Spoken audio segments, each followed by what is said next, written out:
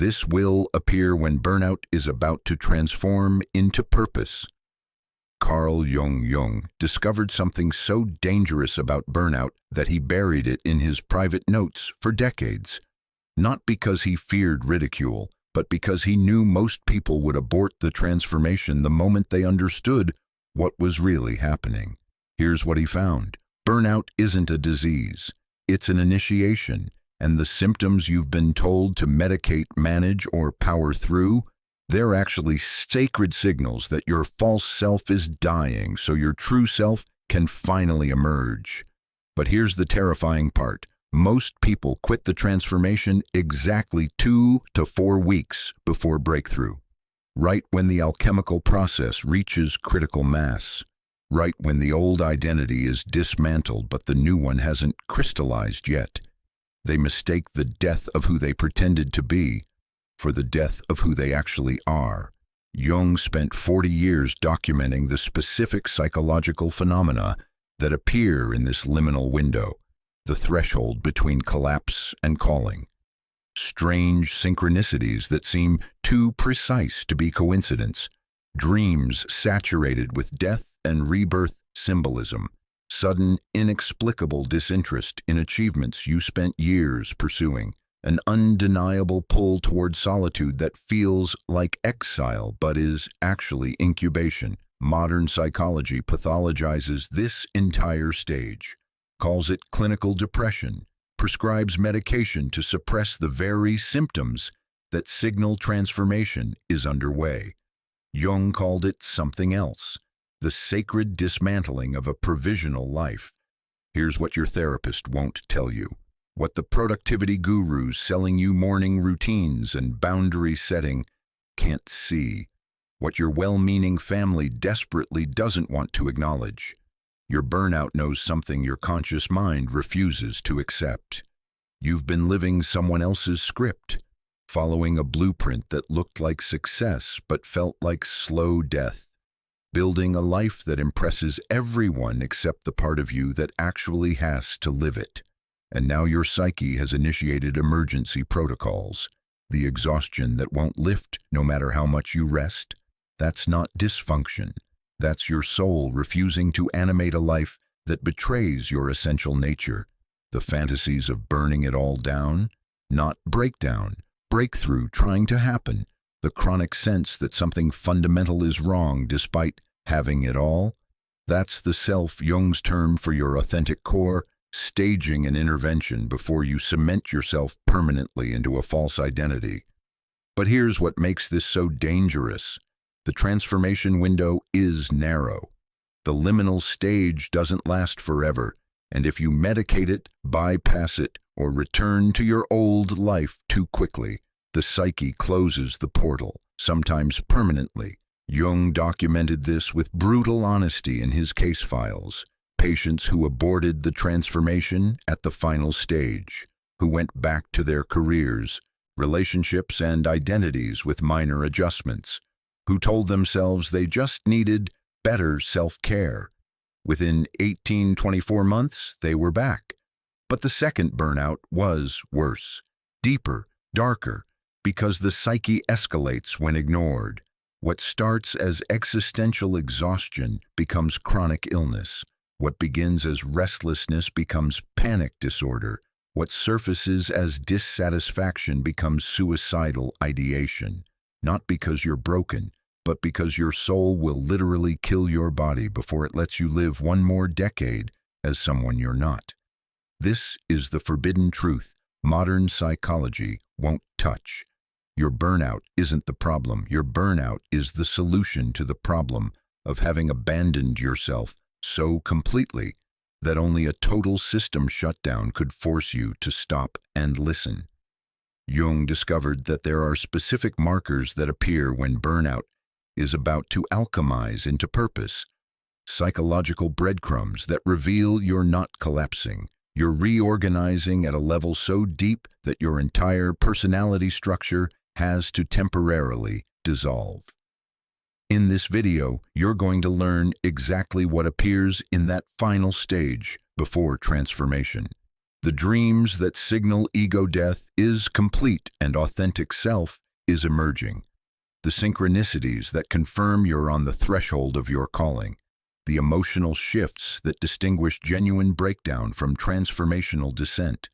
But more importantly, you'll learn how to recognize whether you're in authentic burnout, the kind that's trying to birth your purpose, or merely exhausted from resisting the life you're meant to live. Because here's the stakes. If you're in the liminal window right now and you don't recognize it, you'll abort the process. You'll go back. You'll medicate, motivate, or manipulate yourself back into the cage. And you'll spend the rest of your life wondering why nothing ever feels quite right. Why you can function but can't feel alive. Why you succeeded at everything except becoming yourself. Jung's private notes from 1916, written during his own near-psychotic burnout, contain a single line he circled 3 times. The gold is in the darkness, but most turn back before their eyes adjust. This video is for those willing to stay in the dark long enough to see what's being forged. Your burnout isn't ending your life. It's ending the life that was ending you. Let's be precise about what we're actually discussing here, because burnout has become a catch-all term for everything, from needing a vacation to facing full existential collapse. And that linguistic laziness costs people their transformation. What Jung identified, what this video addresses, is something far more specific and far more dangerous than being tired from working too much. He called it existential burnout, the condition where you've achieved external success but feel internally dead, where rest doesn't restore you because it's not your body that's exhausted, it's your soul. This is radically different from clinical burnout. Clinical burnout responds to boundaries, vacation, and stress management. You set better limits, delegate more effectively, sleep more consistently, and the symptoms resolve. Existential burnout doesn't respond to any of that, because the problem isn't how much you're doing, it's what you're doing and, more devastatingly, who you've become in order to do it. Jung had a specific term for this condition: living a provisional life. A provisional life is one structured entirely around collective values, while betraying your authentic nature. It's the life you build when you internalize someone else's definition of success. When you pursue goals not because they resonate with your essential self, but because they earn approval, status, or security. And here's the psychological trap. Provisional lives work. They produce results, generate income, and create the appearance of health. Everyone around you thinks you're fine, thriving even, but internally you're dying. Slowly, imperceptibly, one compromised choice at a time. The data on this is staggering. Recent comprehensive studies show 70% of professionals report feeling burnt out. That's 3 out of 4 people. But here's what the research actually reveals when you dig deeper. Only 23% are suffering from legitimate exhaustion. Too much work, too little rest, recoverable through better boundaries. The remaining 54%, they're experiencing what researchers now call soul loss from misalignment. They're not tired, they're devastated. There's a massive difference. Let me describe the psychological hallmarks so you can identify whether this is you. First, the Sunday scaries that never end. Not just dreading Monday, dreading every day. Waking up and feeling a low-grade nausea at the thought of resuming your own life. Going through your morning routine feels like preparing for a performance you're contractually obligated to deliver. Second, achieving goals that feel hollow. You get the promotion, close the deal, hit the milestone, and feel nothing. Or worse, feel a creeping dread because you just committed to another year of this. The goalposts keep moving, but they're moving laterally, not upward. More of the same, never arriving at anything that actually matters. Third, chronic fantasies of burning it all down. Not idle daydreams. Detailed, intrusive fantasies of walking away. imagining what you'd say in your resignation, calculating how long you could survive financially if you quit tomorrow, Googling remote villages, alternative careers, radical life pivots, not as entertainment but as escape routes you're seriously considering. Fourth, the terrifying realization that success has become a prison. You built something that works, that others admire, that pays well, and now you're trapped by your own achievement because walking away would mean admitting you wasted years building the wrong thing. So you stay, and the resentment compounds daily. Jung observed that this condition creates a specific type of suffering that's almost impossible to articulate to others. You can't complain because you have nothing to complain about. Your problems are invisible, privileged even. How do you explain to someone struggling to survive that you're dying inside despite having everything they want?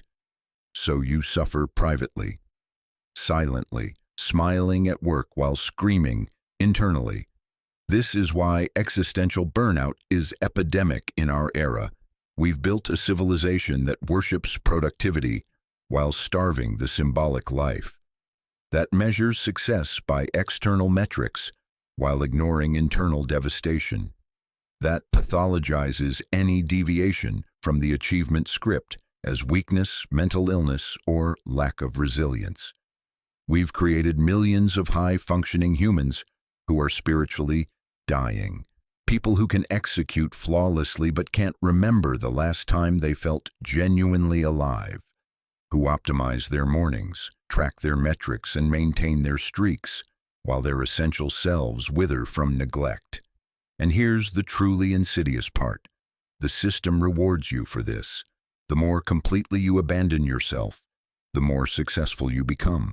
The more thoroughly you suppress your authentic nature, the more promotions you receive, until the day your psyche stages a revolt. Jung was explicit about this mechanism. He wrote in his private journals that the unconscious is fundamentally conservative. It seeks to preserve the integrity of the whole self. When the conscious ego pursues a path that fragments or betrays the essential nature, the unconscious initiates corrective measures, first gently, then insistently, then violently. The early warnings are subtle: vague dissatisfaction, restlessness, a sense of something being off. Most people ignore these signals, attribute them to stress, decide they just need to work harder, be more grateful, adjust their mindset. So the unconscious escalates. The dissatisfaction becomes chronic fatigue. The restlessness becomes insomnia. The vague sense of something being wrong becomes panic attacks, mysterious physical symptoms, or emotional numbness.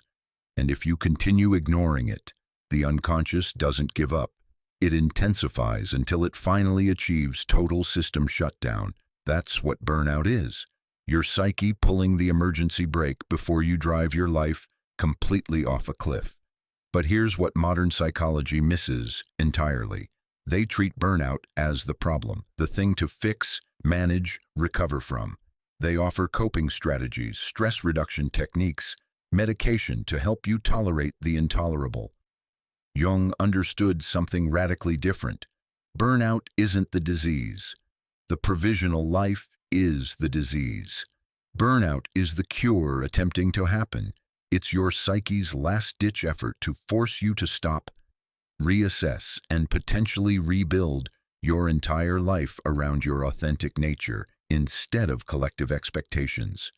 And the transformation it's initiating, that's not pathology, that's individuation trying to begin, but only if you let it.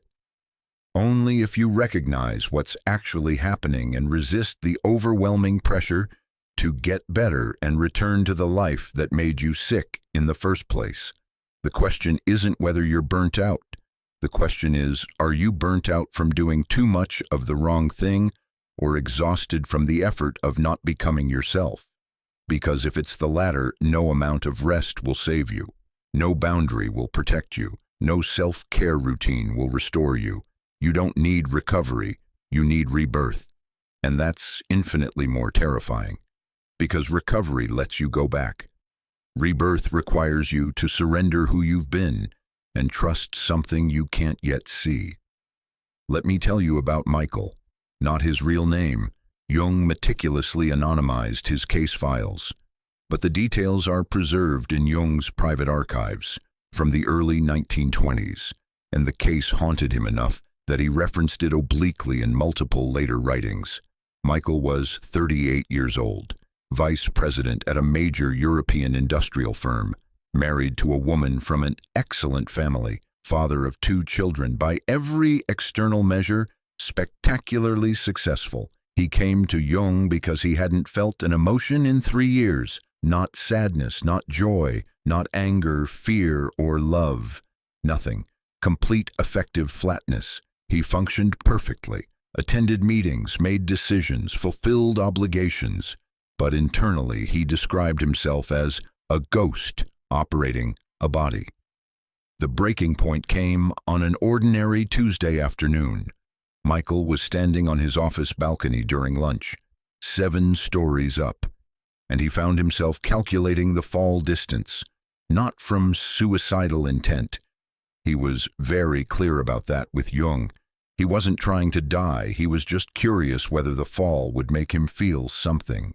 Jung's initial assessment noted that Michael displayed no obvious psychopathology, no delusions, no hallucinations, no thought disorder. He was articulate, intelligent, and disturbingly self-aware. But his dreams told a different story.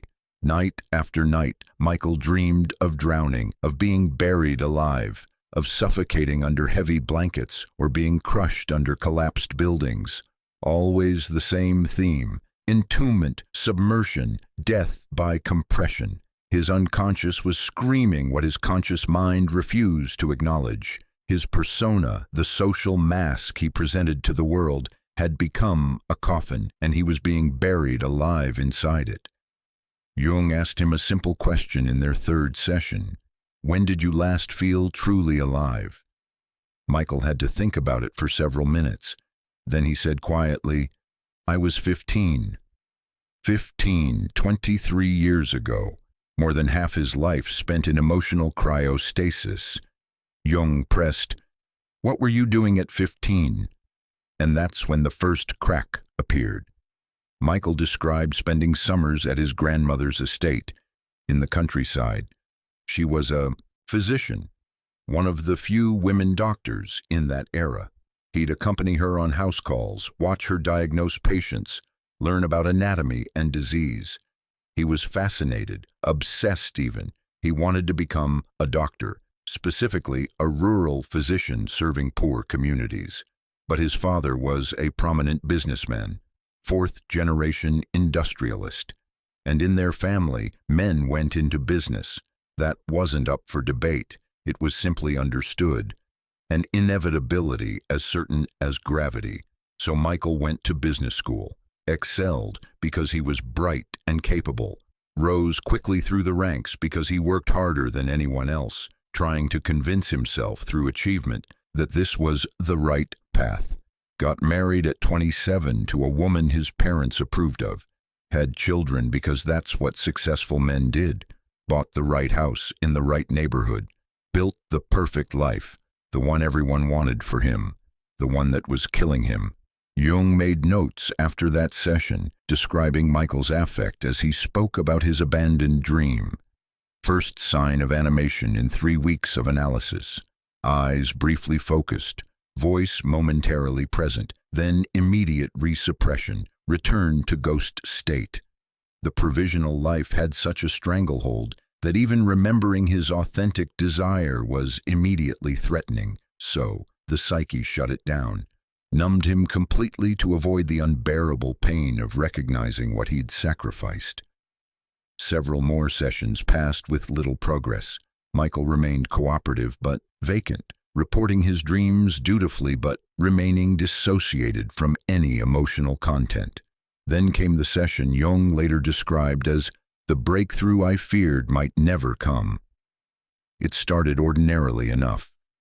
Michael recounting another suffocation dream, Jung asking probing questions, Michael responding in his characteristic monotone, Then Jung did something he rarely did.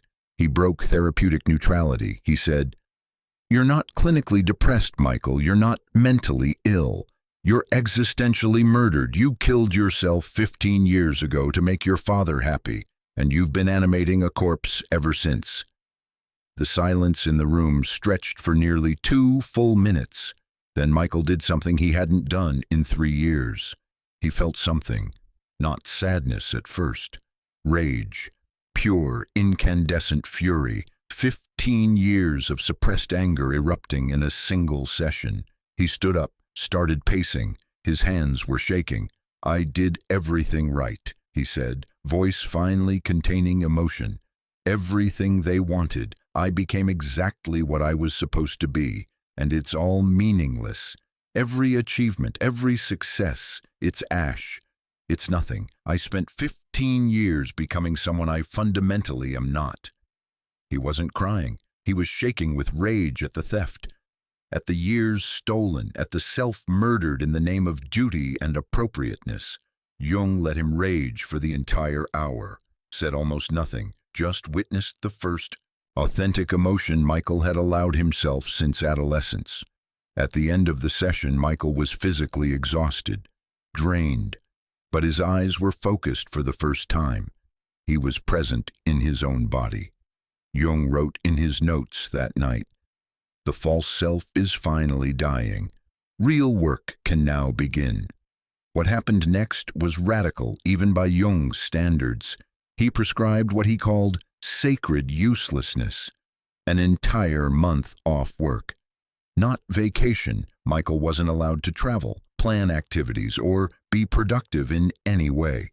No books about finding yourself, no spiritual retreats, no programs or protocols, just existence, just encountering himself without the armor of achievement. Michael resisted initially. How could he possibly take a month off? He had responsibilities, projects, people depending on him. The business would suffer. Jung was blunt. "Your business will survive. The question is whether you will." Michael took the month, and according to his journals, which Jung kept copies of, the first week was agony. He was anxious, restless, unable to sit still. His identity was so fused with productivity that doing nothing felt like dying, which, Jung explained, was precisely the point. The persona needed to die. The false self constructed around external achievement needed to be starved of the activity that sustained it. By the second week, something shifted. The anxiety gave way to a profound grief. Michael spent entire days crying, mourning the lost years, the abandoned dreams, the self he never allowed to exist. By the third week, something else emerged. Quiet, spacious, a stillness he'd never experienced. And in that stillness, faint at first but growing clearer, was a voice, his own voice, not his father's, not society's, his. And it was telling him the same thing it had been trying to tell him for 15 years. "You're meant to be a physician." The pull was undeniable now, not a rational decision, a cellular knowing, an alignment so complete that every part of him recognized its truth, even though it made no logical sense. He returned to Jung after the month, describing the experience as remembering something I never forgot. That's when the real terror set in, because now Michael faced an impossible choice. He was 38 years old, successful executive, family man, financial obligations, social position. The idea of starting over, going to medical school, training for years, upending everything, was absurd. Everyone would think he'd lost his mind. His wife would be humiliated. His father would be devastated. His colleagues would gossip. He'd be starting from zero while his peers continued ascending. Jung didn't tell him what to do. Never did. But he asked the question that ultimately decided everything. Which is more terrifying, losing everything you've built or living another 20 years as someone you're not? Michael sat with that for weeks. The existential weight of it, the impossible calculation, safety versus authenticity. image versus integrity. In the end, there was no decision to make, because once you truly see that you've been living a false life, you can't unsee it, can't go back to sleep. The provisional life loses all its power because the illusion is shattered. Michael resigned from his position 6 months later, enrolled in medical preparatory courses at 39. His marriage didn't survive. His wife couldn't accept the madness of his choice. His father stopped speaking to him for 3 years.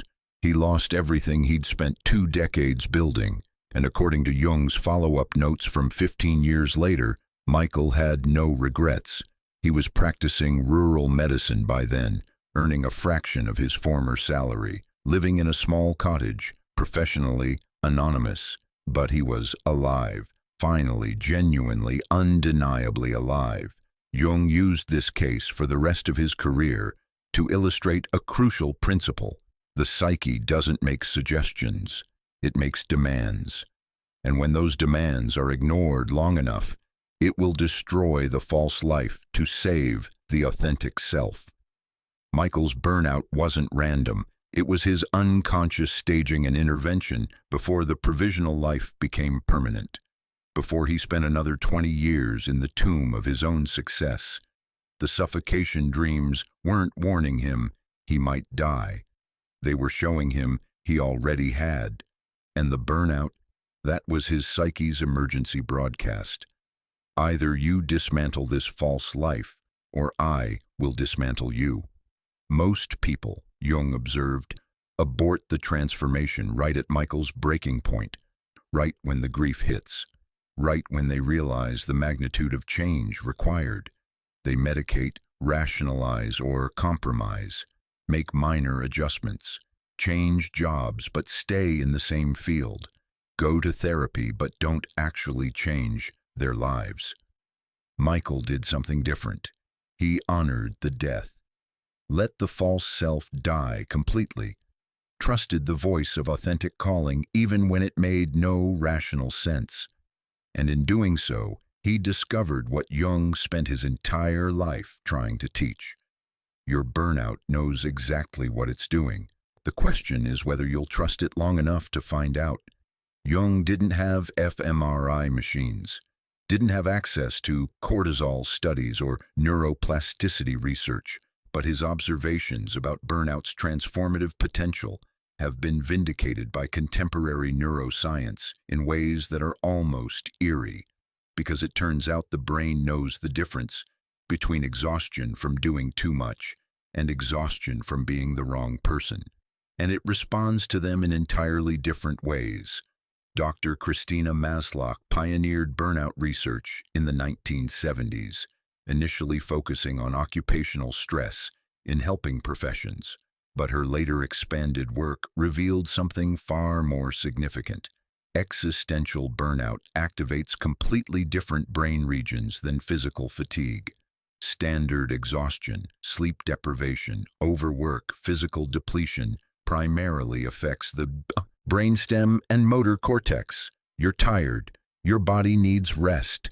The solution is straightforward. Stop, sleep, recover. But existential burnout, that lights up the anterior cingulate cortex and default mode network.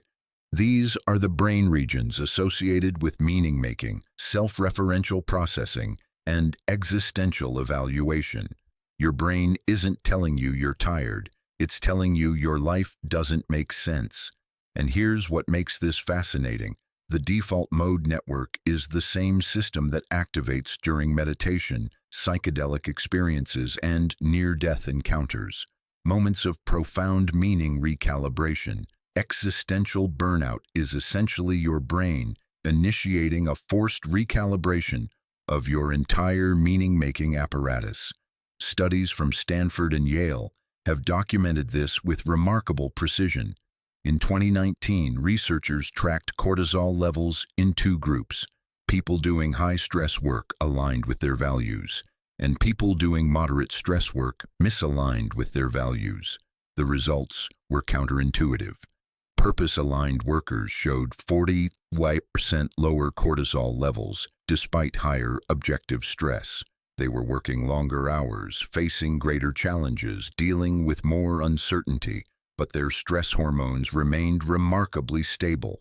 Misaligned workers, elevated cortisol even during rest, even on vacation, even when they weren't actively working. The stress wasn't coming from the work itself. It was coming from the dissonance between who they were and what they were doing. Your body knows when you're betraying yourself, and it treats that betrayal as an existential threat, triggering chronic stress responses that don't resolve through conventional rest. This connects directly to Jung's concept of individuation, the lifelong process of becoming your authentic self. When you're living in alignment with your essential nature, stress is metabolizable. Challenging, yes, but not toxic. When you're living a provisional life, every moment becomes subtly traumatizing because you're in constant internal conflict. Part of you trying to maintain the false identity, part of you trying to break free. The brain experiences this as irresolvable threat, so it keeps you in permanent fight or flight even when you're lying in bed at night. Now here's where it gets even more interesting. There's a Polish psychiatrist named Kazimierz Dąbrowski who developed a concept called positive disintegration that maps perfectly onto Jung's model of transformational burnout.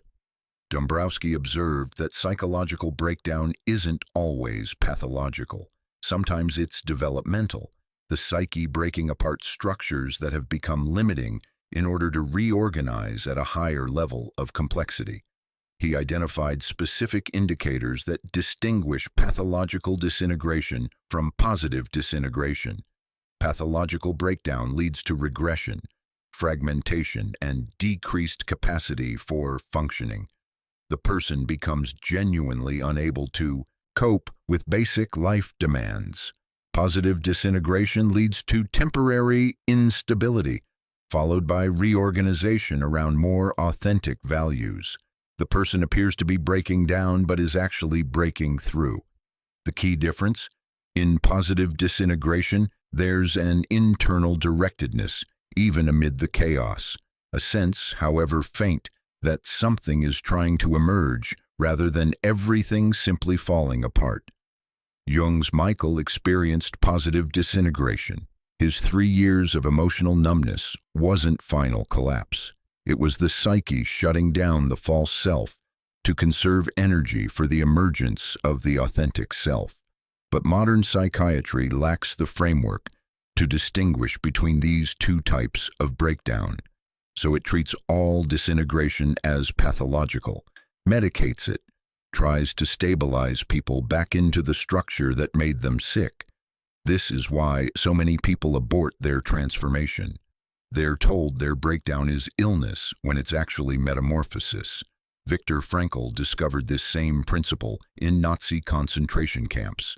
He observed that prisoners who had a sense of meaning, a purpose waiting for them after liberation, survived at dramatically higher rates than those with no such meaning, regardless of physical health.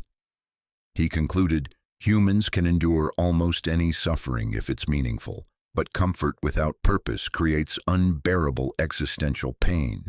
This is the paradox of modern burnout. We've optimized life for comfort, convenience, and security, yet existential burnout is epidemic because we've removed suffering without adding meaning. Martin Seligman's research on learned helplessness reinforces this. His studies showed that the most psychologically damaging condition isn't stress or hardship. It's uncontrollable stress with no perceived purpose. When you're working towards something meaningful, your brain interprets challenges as obstacles to overcome. When you're working towards something meaningless, your brain interprets challenges as evidence of futility. Same objective stress, entirely different neurological response. This explains why Michael couldn't recover through rest. His burnout wasn't from working too hard. It was from the learned helplessness of spending 15 years in a life he couldn't control. And that served no authentic purpose. Now let's talk about neuroplasticity, the brain's ability to reorganize itself forming new neural pathways and pruning old ones. This happens most dramatically in childhood, but contrary to old assumptions, it continues throughout life. However, neuroplasticity requires specific conditions. The brain doesn't reorganize randomly. It reorganizes in response to novelty, challenge, and critically, disorientation. You have to get lost before you can find a new path. The old neural pathways have to be disrupted before new ones can form. This is what burnout does. It creates forced disorientation. The old strategies stop working. The familiar identities stop fitting. You're thrust into a state of not knowing that your ego interprets as crisis, but your brain recognizes as opportunity. Recent neuroplasticity research shows that these periods of disorientation, while uncomfortable, are precisely when the most significant developmental leaps occur. The brain is essentially wiping the hard drive and installing a new operating system. But, and this is crucial, the process requires time and space to complete. If you interrupt it by forcing yourself back into old patterns, the reorganization aborts. The new neural pathways don't have time to stabilize. This is why Jung prescribed Michael a month of sacred uselessness. He was giving Michael's brain the neurological space to complete its reorganization without interference from the old identity. And here's what ties it all together. The brain's neuroplastic reorganization follows the path of authentic values. When you remove external pressure and allow yourself genuine space, the brain naturally reorganizes around what actually matters to you rather than what you think should matter. This isn't mystical, it's mechanical. Your brain is constantly running cost-benefit analyses at a level below conscious awareness. When forced to choose between paths, it gravitates toward the one that creates the least internal conflict. That's why Michael's authentic calling emerged during his month off. Not because he searched for it, because once he stopped forcing the false identity, his brain naturally reorganized around the suppressed, authentic one. The neuroscience confirms what Jung intuited. Your burnout isn't malfunction. It's your brain initiating an emergency reorganization because the current configuration is neurologically untenable. You can't think your way through it, can't willpower your way past it, because it's happening at a level deeper than conscious control. The only question is whether you'll give it the time and space to complete, or interrupt the process and guarantee it has to happen again, more intensely, later. Your body already knows what it needs to become. Your brain is already running the protocol. The only thing in the way is your conscious mind's terror of not knowing how the story ends. But transformation isn't a story you write. It's a story you surrender to. And every neurological system in your body is already trying to tell you that. Jung understood that transformation isn't sudden, it's sequential. The psyche doesn't go from false self to authentic self in a single revelation. It moves through distinct stages, each with its own psychological terrain, each requiring different responses. Most people fail to complete the transformation because they don't recognize which stage they're in. They apply strategies from stage 1 to problems in stage 4, or they abort at stage 3 because they don't realize stage 4 is waiting on the other side. What follows is Jung's framework, synthesized from his case notes, personal writings, and theoretical work, for mapping the 5 stages of existential burnout's transformation. Find yourself in these stages, because where you are determines what you need to do. This is where most people spend years, sometimes decades, before they realize anything is wrong. You're successful by external metrics, climbing your career ladder, hitting your goals, earning respect, money, status. Everyone around you thinks you're doing incredibly well, and objectively, you are. But internally, something is slowly dying. It starts subtle. A vague sense of dissatisfaction you can't quite name. A feeling that something is missing, but you can't identify what. You tell yourself you're just tired, just stressed, just need to push through to the next milestone. So you work harder, optimize more, set bigger goals, convinced that the next achievement will finally deliver the satisfaction you're chasing. But it doesn't. It never does. Because you're not actually chasing achievement. You're running from yourself. Jung called this identification with the persona. You've become so fused with your social role that you can't distinguish between who you authentically are and who you're performing being. The psychological defense mechanisms at this stage are powerful. Rationalization, everyone has doubts. Minimization, this is just imposter syndrome. Comparison, others have it worse. Future orientation, once I get promoted, make more money, achieve X, then I'll feel better. These defenses exist for a reason, because acknowledging the truth that you're building a life fundamentally misaligned with your essential nature would require dismantling everything you've constructed, and you're not ready for that yet. So the psyche lets you continue. For now. The dreams at this stage often feature themes of being chased, running late, or showing up unprepared for important events. You're unconscious trying to signal you're not where you're supposed to be, even if you don't consciously recognize it yet. Physical symptoms are minimal but present if you're paying attention. Chronic mild tension, difficulty fully relaxing even on weekends, a kind of background hum of anxiety that you've learned to tune out. The emotional signature is emotional flattening with occasional spikes. You still feel things, but they're muted. Joy is less joyful. Excitement is less exciting. Even your negative emotions feel somehow dampened, manageable. This is the psyche's mercy. It's numbing you to the pain of self-betrayal because you're not yet equipped to handle the full weight of that recognition. Most people stay in stage 1 until an external crisis forces them forward. Health breakdown, relationship ending, getting fired, loss of a loved one. Something that cracks the persona wide enough that the inauthenticity can no longer be ignored. But some people recognize the warning signs, the vague dissatisfaction, the emotional flatness, the sense of living someone else's life. And they start asking dangerous questions. Is this all there is? What do I actually want? Who would I be if no one was watching? That's when stage 1 ends, not with collapse, with curiosity about what lies beneath the performance. Something happens, maybe an external crisis, maybe an internal breaking point, but suddenly the defenses that held stage 1 together start failing. The chronic fatigue you were managing becomes unmanageable. You're sleeping 8 hours but waking up exhausted. Rest doesn't restore you because it's not physical energy you're depleting, it's existential energy. The emotional numbness starts breaking apart. You have sudden crying episodes that seem to come from nowhere. Watching a movie, hearing a song, reading something online, and suddenly you're sobbing. Not at the content itself, but at the accumulated grief of years of not feeling anything real.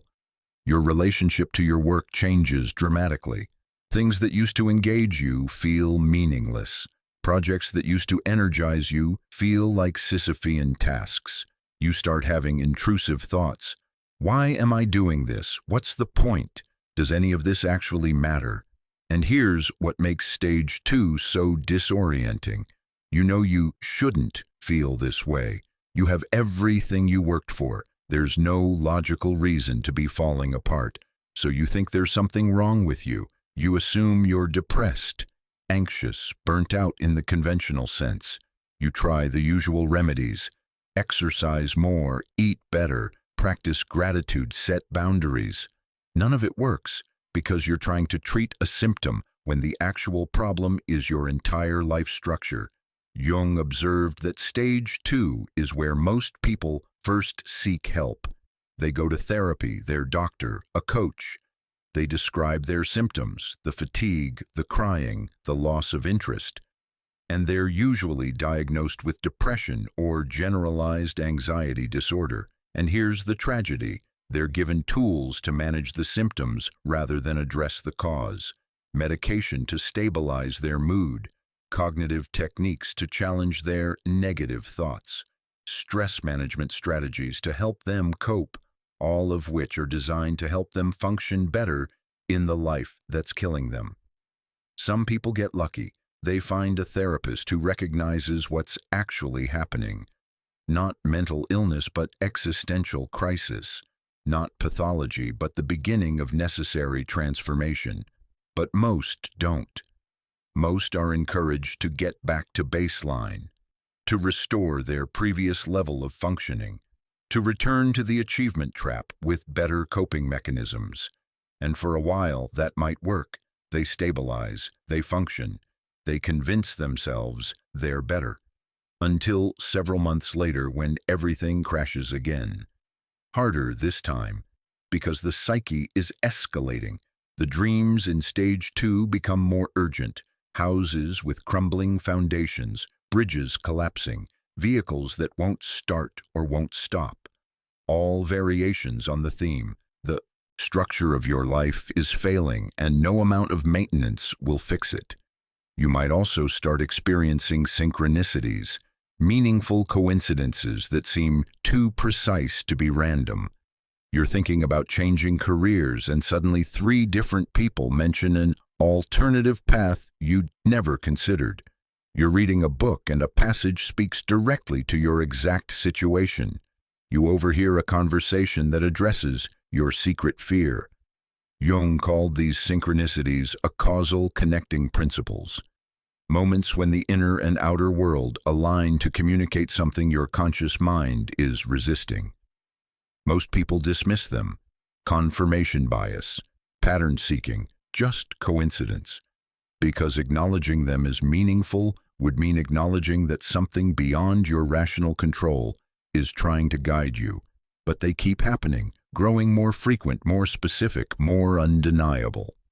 Stage 2 typically lasts between 6 months and 2 years. It's a transitional phase where the old identity is weakening but not yet dead, where you're aware something is wrong but not yet willing to acknowledge how deeply wrong it is. You're standing at the threshold, 1 foot in the old life, 1 foot reaching toward something unknown. The crack has appeared, but you're desperately trying to seal it rather than let it widen. Because you know, unconsciously if not consciously, that if you let the crack become a chasm, everything changes, and you're not ready for that yet. Stage 2 ends when you stop trying to fix the symptoms and start questioning the foundation. When you stop asking, how do I feel better, and start asking, what if the life I've built isn't actually mine? That's when you enter stage 3, and that's when things get truly dark. Jung borrowed the term from St. John of the Cross, the 16th century mystic who described the dark night of the soul, the spiritual crisis where everything that once provided meaning collapses. This is full-blown existential disintegration, not depression, though it looks like it from the outside. Not a breakdown, though you're certainly breaking. This is the death of the false self, and death, even of what's false, is excruciating. Nothing holds meaning anymore. Not your work, not your relationships, not your achievements, your goals, your identity. Everything you built your life around suddenly feels hollow, pointless, absurd. You can't remember why you cared about any of it. Can't access the motivation that once drove you. It's like someone turned off a switch and all the meaning drained out of your life. This is anhedonia in its purest form, the inability to experience pleasure. But it's not just pleasure, it's purpose, direction, the basic sense that life is worth living. You go through the motions because you have to. You show up to work, fulfill obligations, maintain appearances, but you're not actually present. You're watching yourself perform your life from behind a thick sheet of glass. And the terror that accompanies this is profound, because you don't know if this is permanent. You don't know if you'll ever feel normal again. You start wondering if you've broken something fundamental in yourself that can't be repaired. Jung's journals from his own dark night period, 1913–1916, describe this with devastating honesty. He wrote, "I felt as if I were suspended in the void, without support. I had the feeling that I had lost my ground." He documented days where he could barely function, where maintaining his clinical practice required every ounce of will he possessed, where he questioned his sanity hourly. This is what modern psychology pathologizes as major depressive disorder. And yes, the symptoms overlap, but the cause is fundamentally different. Depression often has no apparent cause. Brain chemistry imbalance, genetic predisposition, trauma residue. It descends seemingly randomly and responds to pharmacological intervention. The dark night has a very specific cause: ego death, the dismantling of a false identity that the psyche has deemed untenable. And it doesn't respond to medication because it's not a chemical problem. It's an existential reorganization. The unconscious has essentially decided, if you won't voluntarily release this false self, I'll make maintaining it so unbearably painful that you'll have no choice but to let it die. Most people abort the transformation at stage 3 because this is where it becomes truly terrifying. This is where well-meaning friends and family start expressing serious concern, where your support system begins pressuring you to get help in the form of medication, hospitalization, or aggressive intervention. And here's the impossible position you're in. You can't explain what's happening because you don't fully understand it yourself. You can't articulate that you're not sick but transforming because you have no evidence the transformation will succeed. From the outside, you look like you're collapsing. And maybe you are. How can you tell the difference between necessary disintegration and permanent damage? This is why Jung emphasized the critical importance of having a witness during stage 3, someone who understands the process, who can hold space for the disintegration without pathologizing it, who can help you distinguish between "I'm breaking down" and "I'm breaking through." Without that witness, a therapist, analyst, spiritual director, or guide who recognizes transformational crisis, most people medicate, hospitalize, or force themselves back to functionality before the process completes, and then they're stuck in a terrible limbo. The old identity is damaged beyond full recovery, but the new identity never had a chance to emerge. So they spend years in a kind of psychological no man's land, neither their old self nor their authentic self. The dreams during stage 3 are stark. Death imagery everywhere, your own funeral, corpses, apocalyptic landscapes, descents into underground caves, or oceans, the unconscious showing you with brutal clarity that something is dying. But here's what you need to understand. These aren't premonitions of literal death. They're accurate representations of ego death. The psychological self you've identified with is genuinely dying, and the unconscious mourns that death even as it orchestrates it, because that false self, however limiting, has served you, protected you, helped you survive. There's grief in releasing it, even when you know intellectually it needs to go. Stage 3 typically lasts between 6 months and 18 months, though Jung observed it can be shorter or longer depending on the person's willingness to surrender versus resist. The more you fight it, try to think your way out, force positivity, maintain the old identity through sheer will, the longer it lasts and the more intensely painful it becomes. The psyche will not be denied. Once it initiates ego death, your only real choice is whether you participate consciously or resist unconsciously. Conscious participation looks like allowing the grief, sitting with the meaninglessness, surrendering the need to know what comes next, creating space for the unknown to emerge. Unconscious resistance looks like desperately seeking new goals to replace the old ones, forcing yourself to stay positive, medicating every uncomfortable feeling, maintaining productivity at all costs. One leads to stage 4. The other leads to chronic recursive burnout that repeats every 18-24 months until you finally surrender or break permanently. Stage 3 ends not with a sudden revelation, but with a subtle shift.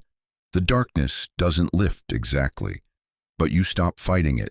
You stop interpreting it as evidence that something is wrong with you and start recognizing it as evidence that something is transforming within you. You begin to sense, faintly at first, that the void isn't empty, it's pregnant. Something is incubating in the darkness, though you can't yet see what. That's when you enter stage 4, the most dangerous and most sacred stage of all. Liminal comes from the Latin limen, meaning threshold. This is the in-between space. The old identity is dead. The new identity hasn't fully emerged. You're suspended in psychological no man's land. Anthropologists use the term liminality to describe the middle stage of rites of passage in traditional cultures. The initiate has left their old role but hasn't yet assumed their new one. They're ritually dead to their former identity but not yet born into their emerging one. In many traditions, this liminal period is marked by specific protocols: isolation from the community, fasting, vision quests, encounters with the sacred. Because the elders understood something modern culture has forgotten. The threshold is both dangerous and necessary. Dangerous because without the old identity to stabilize you, you're psychologically vulnerable, raw, exposed. Your normal defenses don't work because they were part of the identity you just shed. Necessary because the new identity can only emerge in the space created by the old one's death. You can't become who you're meant to be while still clinging to who you were. This is where the synchronicities intensify dramatically. You'll be thinking about something, a question, a problem, a direction, and within hours or days the universe seems to respond. You meet someone who has information you need. You stumble across a book that addresses your exact situation. You have a dream that provides startling clarity. Jung called this meaningful coincidence, but it's more than that. It's the psyche's way of confirming you're on the right path. The unconscious communicating through external reality because you're finally paying attention. Most people find this terrifying because it violates everything you've been taught about how reality works.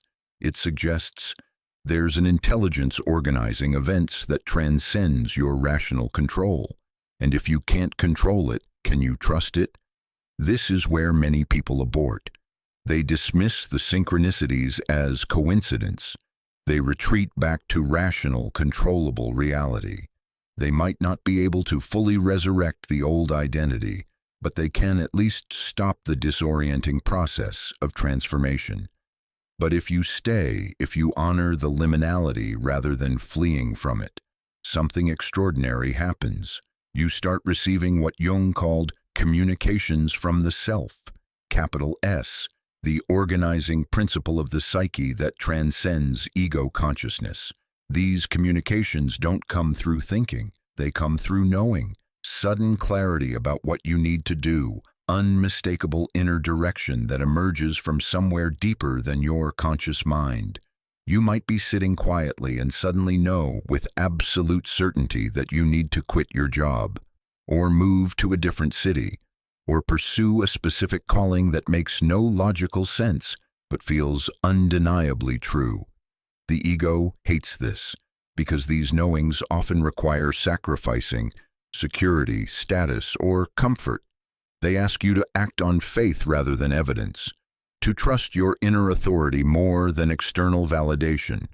But the self doesn't negotiate. It communicates clearly and then waits for your response. You're free to ignore it. But ignoring communications from the self carries consequences. The dreams during stage 4 shift dramatically.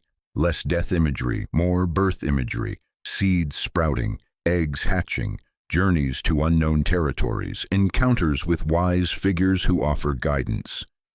Your unconscious is showing you something is emerging, The incubation is nearly complete. Emotionally, stage 4 is disorienting in a different way than stage 3.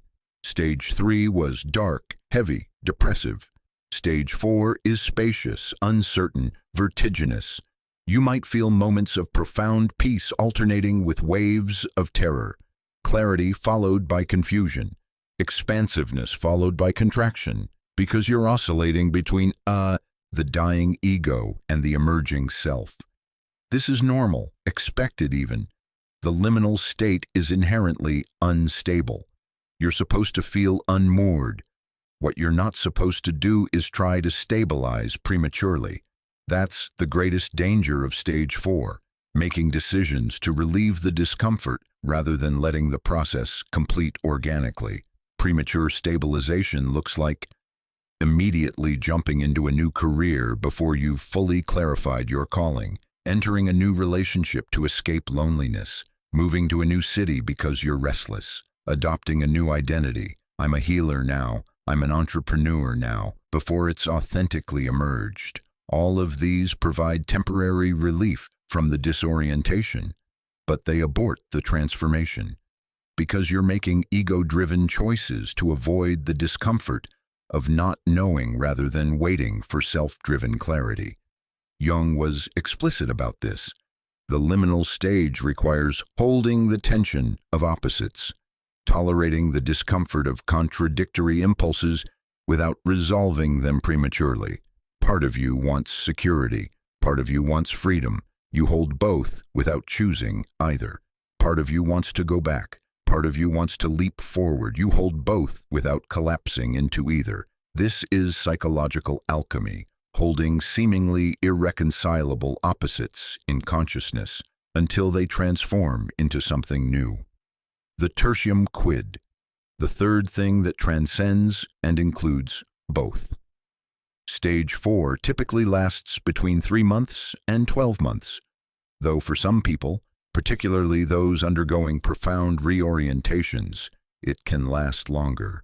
You'll know stage 4 is ending when the communications from the self become less cryptic and more directive, when the inner knowing stops being vague possibility and becomes undeniable imperative, when you stop asking, "What should I do?" and start knowing, "This is what I must do." That's when stage 5 begins. The emergence of your authentic purpose. Something shifts. The fog begins to clear. The disorientation that characterized stage 4 gives way to an unexpected clarity. Your authentic purpose emerges, not through striving or searching, not through workshops or vision boards. It arrives from within, fully formed in its essential nature, even if the details remain unclear.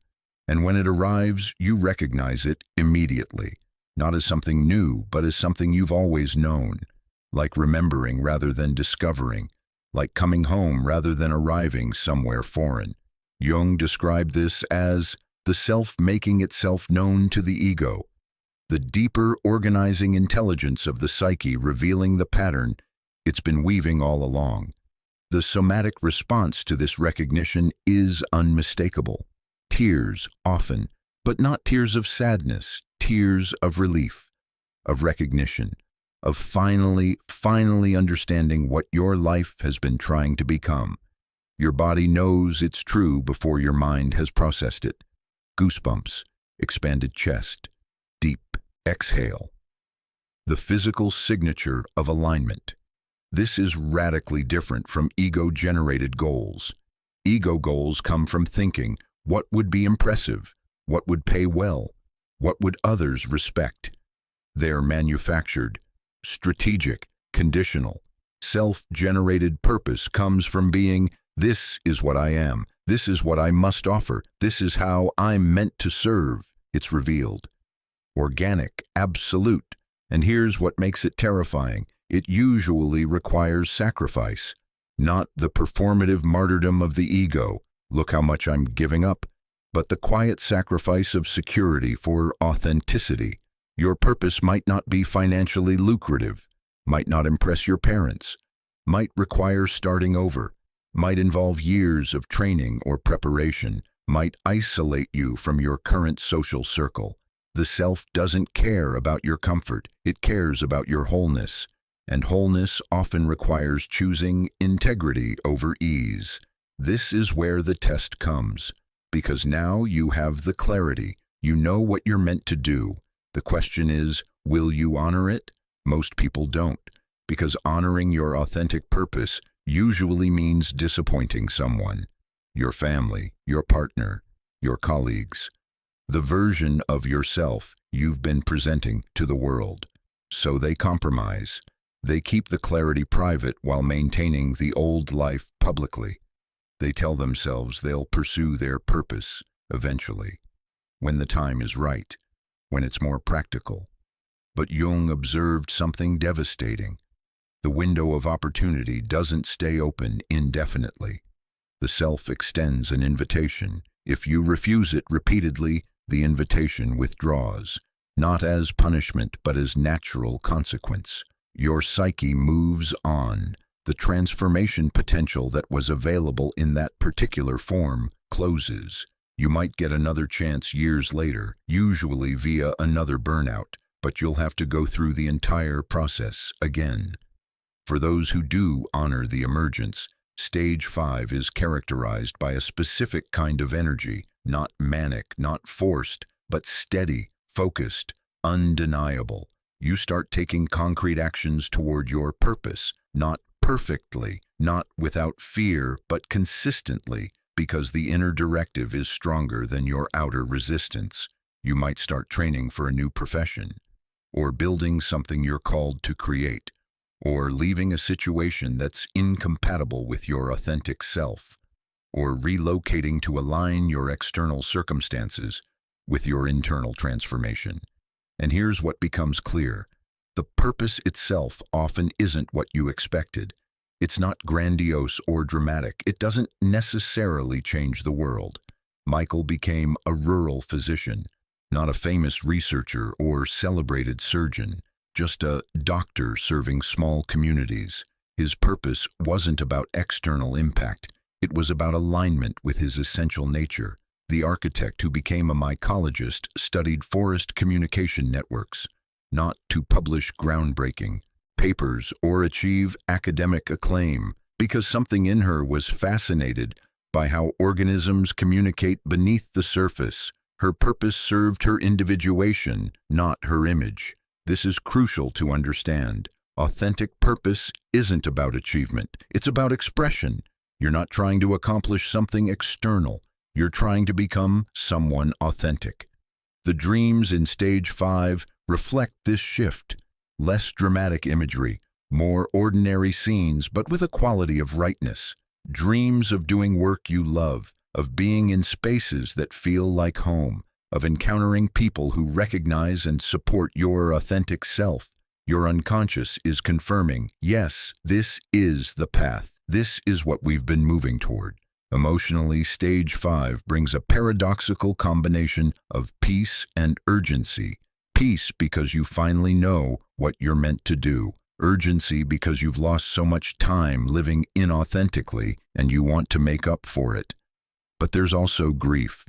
Grief for the years spent in the wrong life. Grief for what could have been if you'd listened to yourself sooner. This grief is important to honor. It's the final morning of the provisional life. Stage 5 doesn't have a clear ending point because it transitions into simply living your authentic life. The transformation completes not with a dramatic finale, but with the quiet daily practice of honoring your purpose. But there are signs you've successfully completed the transition. The chronic fatigue that defined Stages 2 and 3 is gone. You have energy again. Not forced energy, but natural vitality that comes from alignment. Work no longer feels like burden. Even when it's difficult, it feels meaningful. The effort is worth it because you're expressing your authentic nature. Relationships naturally reorganize. People who related to your false self often fade away. New people appear who recognize and resonate with your authentic self. The Sunday scaries disappear. You don't dread Mondays because your work isn't separate from your life. It's an expression of it. You stop performing. The exhausting effort of maintaining a persona drops away because you're no longer pretending to be someone you're not. This is individuation in action, not a destination you reach, but a process you're finally consciously participating in. Not perfection, but alignment. Not completion, but continuous becoming. Jung emphasized that completing these 5 stages doesn't mean you never face challenges again. It means you face them as yourself, rather than as someone you're pretending to be, and that makes all the difference. The question is, where are you in these 5 stages? And more importantly, what does your current stage require of you? Because applying stage 1 solutions to stage 4 problems is why most transformations fail. Each stage has its own medicine, its own requirements, its own dangers. Knowing where you are is half the work of getting where you need to be. Let me be brutally clear about something most spiritual teachers won't tell you. Transformation isn't guaranteed. The psyche initiates the process, yes, but you can absolutely destroy its potential. You can abort the emergence, corrupt the purpose, or permanently sever your connection to the self. Jung documented these failures extensively.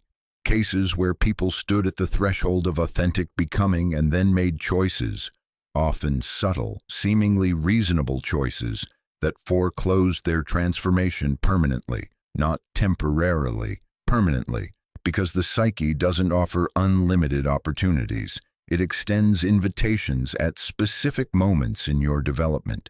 If you refuse those invitations through the following 5 patterns, the door closes, maybe forever. This is the most common way people abort transformation, and the most insidious because it feels like recovery. You've been through stages 2 and 3, maybe even touched stage 4. The worst of the darkness has passed. You're starting to feel more stable, more functional. Your family and friends are relieved. You're relieved. And then comes the thought, maybe I can go back now with adjustments. You tell yourself, I'll keep the same career but set better boundaries. I'll stay in the same industry but find a healthier company. I'll maintain the same general life structure but add more self-care. This sounds reasonable, mature even. You're not running away. You're integrating what you learned and applying it to create a better version of your previous life. But here's what Jung observed. This is almost always a betrayal of the transformation, because the problem wasn't your boundaries, it wasn't your company, it wasn't lack of self-care. The problem was the fundamental orientation of your life, and no amount of optimization fixes a misaligned foundation. The premature return happens when the pain has decreased enough that you can imagine functioning in the old structure again, when the terror of change outweighs the memory of existential death. So you go back. New job, same field, new relationship, same patterns, new city, same avoidances. And for 6-12 months, it works. You feel better. The adjustments you made do improve things. You think maybe you didn't need such radical transformation after all. Then, between 18-24 months, the symptoms return. The fatigue, the meaninglessness, the sense of internal death. But this time, they're worse, because your psyche recognizes what you've done. You've rebuilt the prison with slightly nicer bars. Jung's case files are full of these recursive burnouts, people who went through the transformation process multiple times because they kept aborting at this exact point. Each cycle, the symptoms intensified. Each cycle, the time between stabilization and collapse shortened, because the unconscious escalates when its communications are repeatedly ignored. What distinguishes the premature return from genuine integration is this. Integration means taking your transformed self into a new life structure. Premature return means taking your temporarily stabilized self back to the old life structure. The litmus test Jung suggested, are you making this choice because it expresses your authentic self, or because it's less terrifying than becoming your authentic self? If the honest answer is the latter, You're committing to recursive burnout. The psyche will drag you through this process again and again until you finally honor the transformation it's demanding, or until you break permanently. This one is especially prevalent now in our era of accessible spiritual practices and wellness culture. You're in stage 3 or 4. The darkness is overwhelming. The disintegration is terrifying. You need relief. And then you discover meditation, or breath work, or plant medicine, or yoga, or some practice that genuinely does provide temporary relief from the psychological pain. So you lean into it hard. You become intensely devoted to the practice.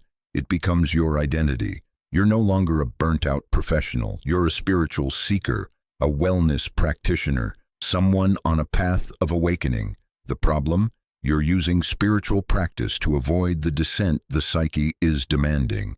Jung called this spiritual bypass, though the term was actually coined later by psychologist John Wellwood.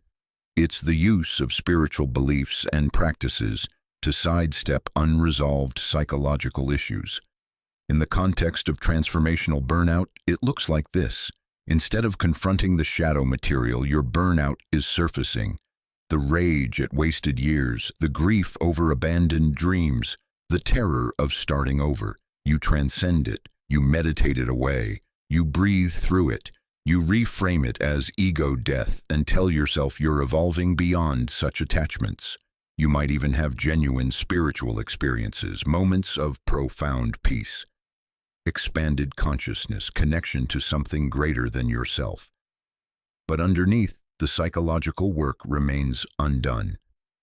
You haven't integrated your shadow, haven't confronted your unlived life, haven't made the concrete material changes your transformation requires. You've just learned to dissociate more skillfully. The spiritual bypass is seductive because it provides the feeling of transformation without the sacrifice transformation requires. You feel different.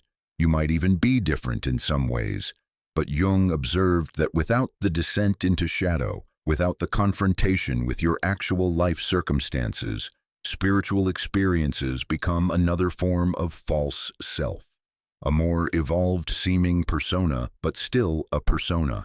The test comes when the temporary peace from your spiritual practice wears off and you're back in your actual life. Same job you resent, same relationships that drain you, same fundamental misalignment. If your spiritual practice hasn't catalyzed material changes in how you live, you're bypassing rather than transforming.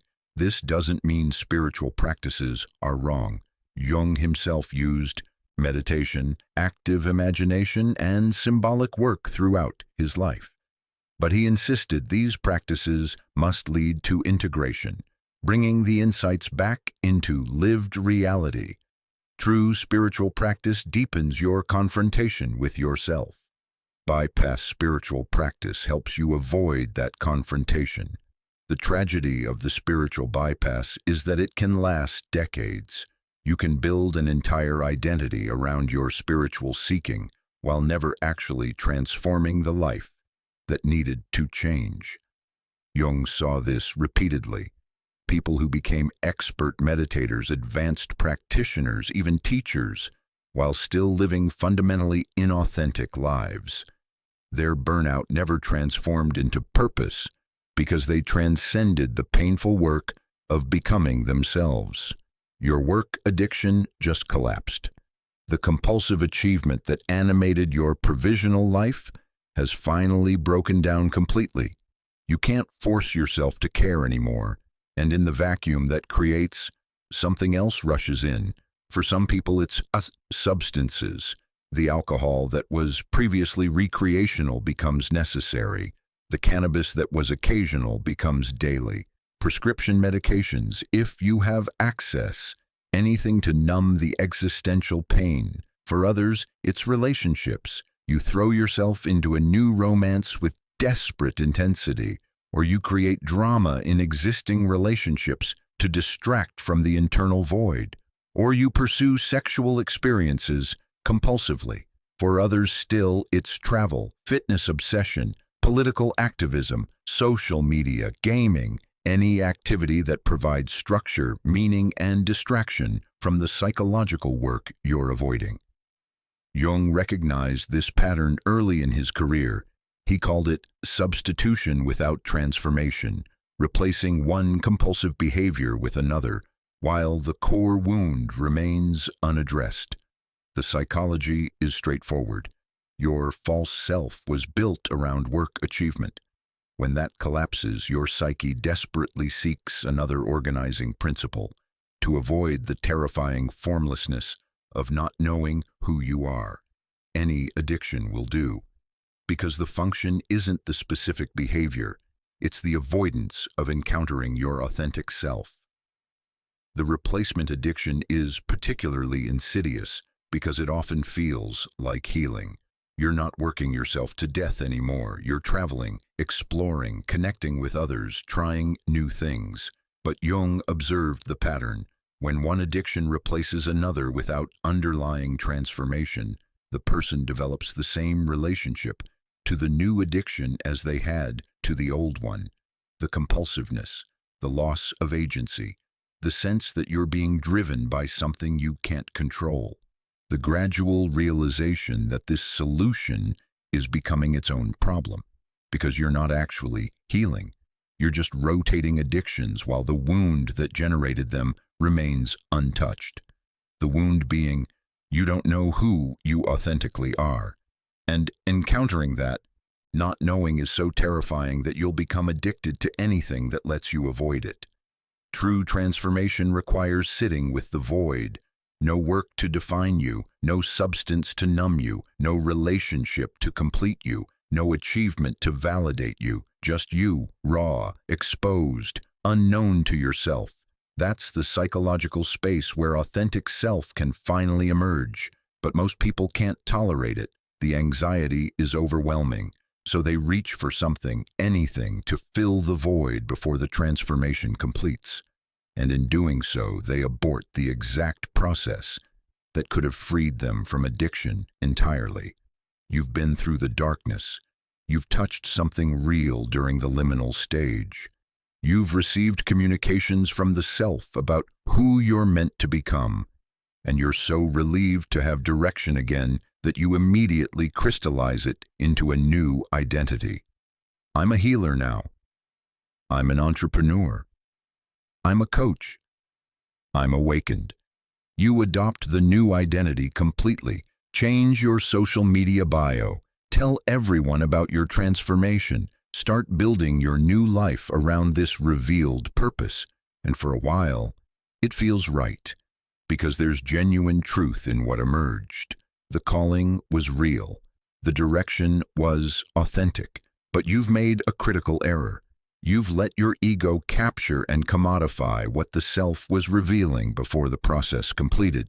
Jung called this premature concretization, taking something that's still fluid, still emerging, and hardening it into fixed form too quickly. The problem is that authentic transformation is rarely linear or simple. Your purpose doesn't emerge fully formed. It reveals itself gradually, in layers, with nuances that only become clear over time. When you immediately identify with the first layer, I'm a healer, you foreclose the deeper, more specific, more true revelation that was still emerging. Maybe you're not just a healer.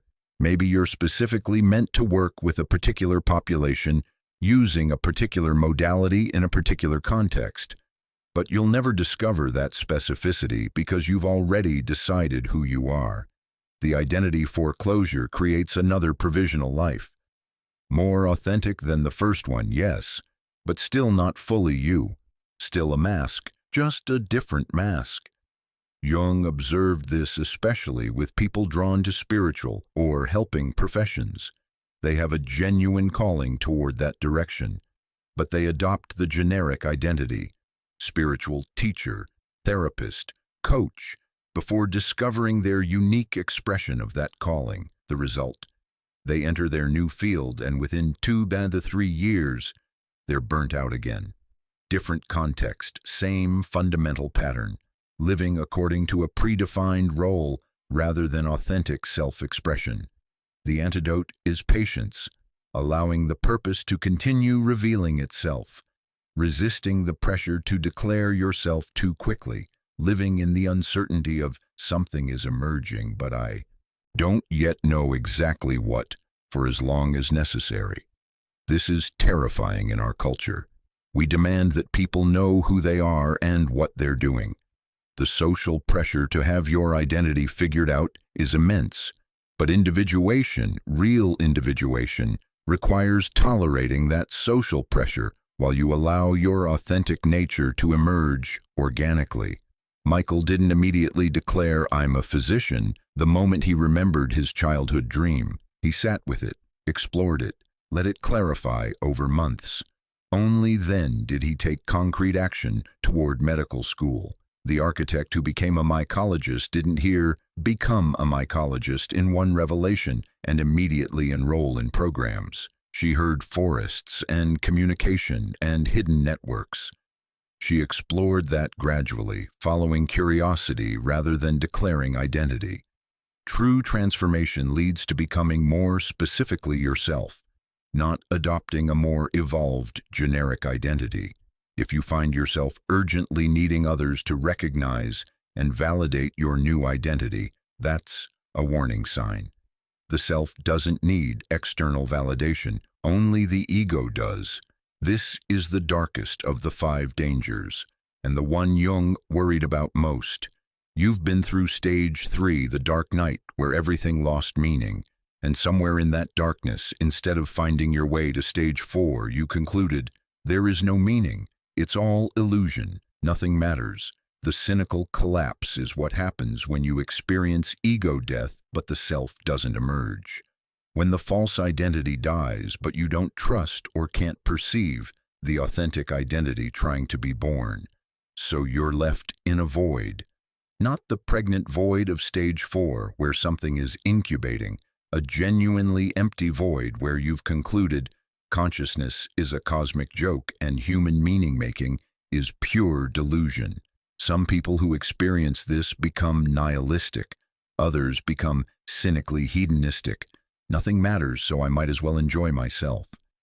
Others become bitter, seeing everyone else's sense of purpose as naive self-deception. Jung recognized this as a real risk of the transformation process, because the dismantling of the false self genuinely does reveal that many things you thought mattered don't actually matter. Your job title? Meaningless. Your achievements? Forgotten almost instantly. Your social status? Illusory. Your personality? A constructed fiction. All of this is true. The provisional life was built on illusions. The collective values you internalized are arbitrary. The identity you performed wasn't your essential nature. But the cynical collapse makes a fatal logical error. Just because your false meanings were illusion doesn't mean authentic meaning is impossible. Yet this is precisely where many people get stuck. They deconstruct without reconstructing. They see through the provisional without allowing the authentic to emerge. And they remain there, stuck in permanent deconstruction. Too knowing to be fooled by collective values, too cynical to trust their own inner authority, too exhausted to search for genuine meaning. This is spiritual death, not the ego death that leads to rebirth, the actual death of the meaning-making capacity itself. Jung's most haunting observation about this danger, it often appears to others as wisdom. The person who's experienced the cynical collapse can sound enlightened. They've seen through ego games. They don't take life too seriously. They've released attachment to outcome, but underneath they've severed their connection to the self. And without that connection, they drift. Not suffering acutely. That would at least indicate the psyche is still trying to communicate. Just disconnected. Going through the motions of existence without any inner light. The cynical collapse is permanent death masquerading as liberation. And here's why it's so dangerous. It's partially correct. The ego's meanings are illusions. Collective values are arbitrary. Your personality is constructed, but beyond those illusions lies something real. Jung called it the self, the organizing principle of the psyche that transcends ego consciousness, the source of authentic meaning, purpose, and direction. The cynical collapse happens when you glimpse the void where the ego used to be and conclude that's all there is. When you mistake the death of false meaning for the impossibility of true meaning. Jung saw this frequently enough that he developed specific language for it. Loss of soul, not metaphorical soul, the actual psychological capacity for meaning-making and purpose orientation. In traditional cultures, shamans would perform soul retrieval rituals for people in this state. Modern psychology has no equivalent. It can diagnose depression, prescribe medication, offer cognitive reframing, but it has no methodology for reconnecting someone to their self once that connection has been severed. The tragedy is that the cynical collapse often happens to the most intelligent, most perceptive people, because they see through collective illusions more quickly and completely than others. But intelligence without wisdom leads to deconstruction without reconstruction, knowing what's false without discovering what's true, seeing through everything without seeing into anything. Jung's antidote was simple but difficult. You must make the descent into the unconscious anyway, even if you don't believe there's anything there, even if you're convinced it's all projection and self-deception. You must engage with your dreams, practice active imagination, dialogue with your inner figures, create symbolic representations of your inner experience, not because you believe in these practices, but because the self communicates through symbol, not logic. And if you refuse symbolic engagement because your intellect dismisses it, you've permanently blocked the channel through which your authentic purpose could emerge. This is why Jung insisted on dream work even with patients who were skeptical, why he prescribed art making to people who weren't creative, why he demanded engagement with the unconscious through non-rational means. Because the cynical mind can explain away anything rational, but it has a much harder time dismissing what emerges through symbol, synchronicity, and somatic knowing. The person who avoids all 5 of these dangers, who doesn't return prematurely, doesn't bypass spiritually, doesn't replace addictions, doesn't foreclose identity, doesn't collapse cynically, still faces the gauntlet of transformation. But they have a chance, a genuine possibility of their burnout alchemizing into purpose.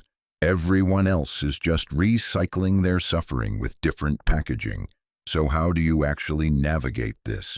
How do you move through the 5 stages without falling into the 5 dangers? Jung didn't offer a comfortable answer. He offered a methodology.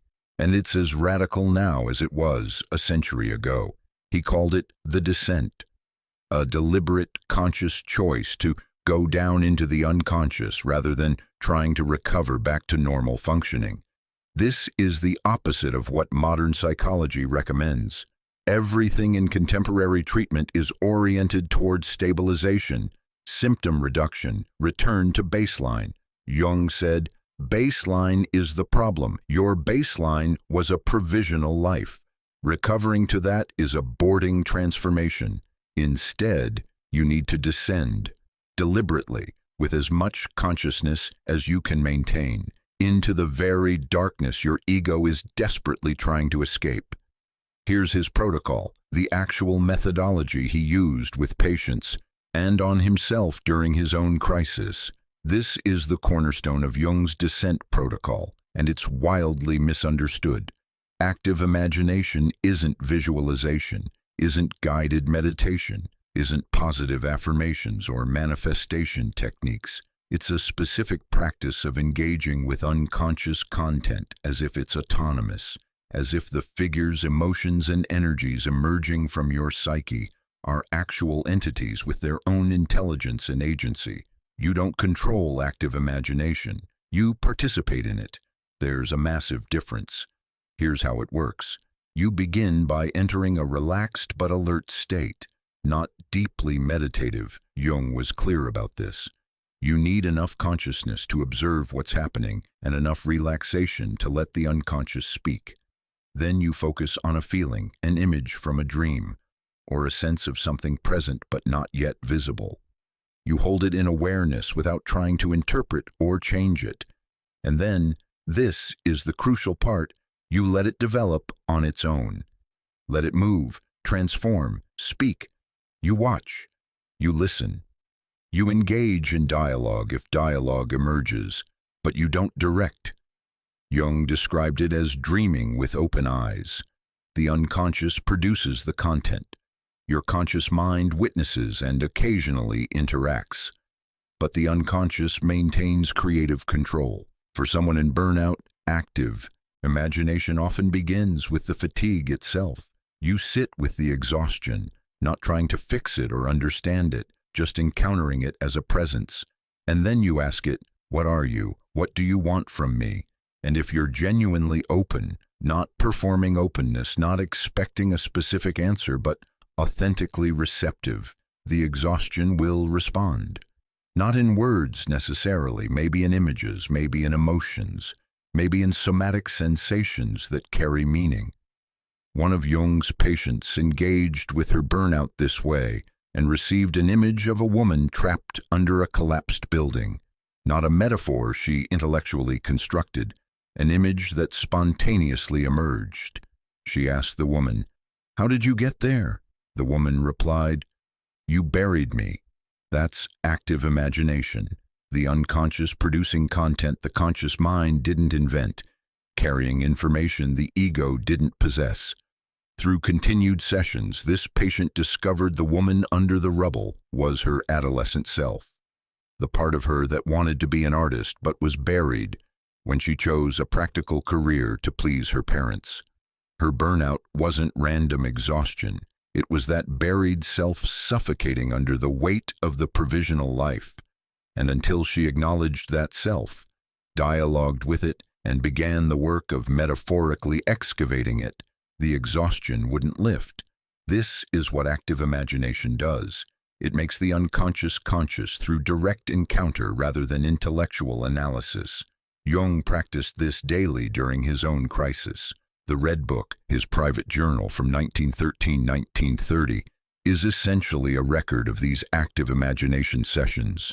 He encountered figures, Philemon, Salome, Elijah, the serpent, each representing aspects of his unconscious, each with autonomous intelligence that surprised him, challenged him, taught him. He didn't invent these figures, they emerged, and he treated them as real, not literally real, but psychologically real as dream characters, which is to say, as real as anything in your subjective experience. This practice is what allowed Jung to navigate his crisis without losing his sanity, because he wasn't fighting the unconscious, he was in dialogue with it.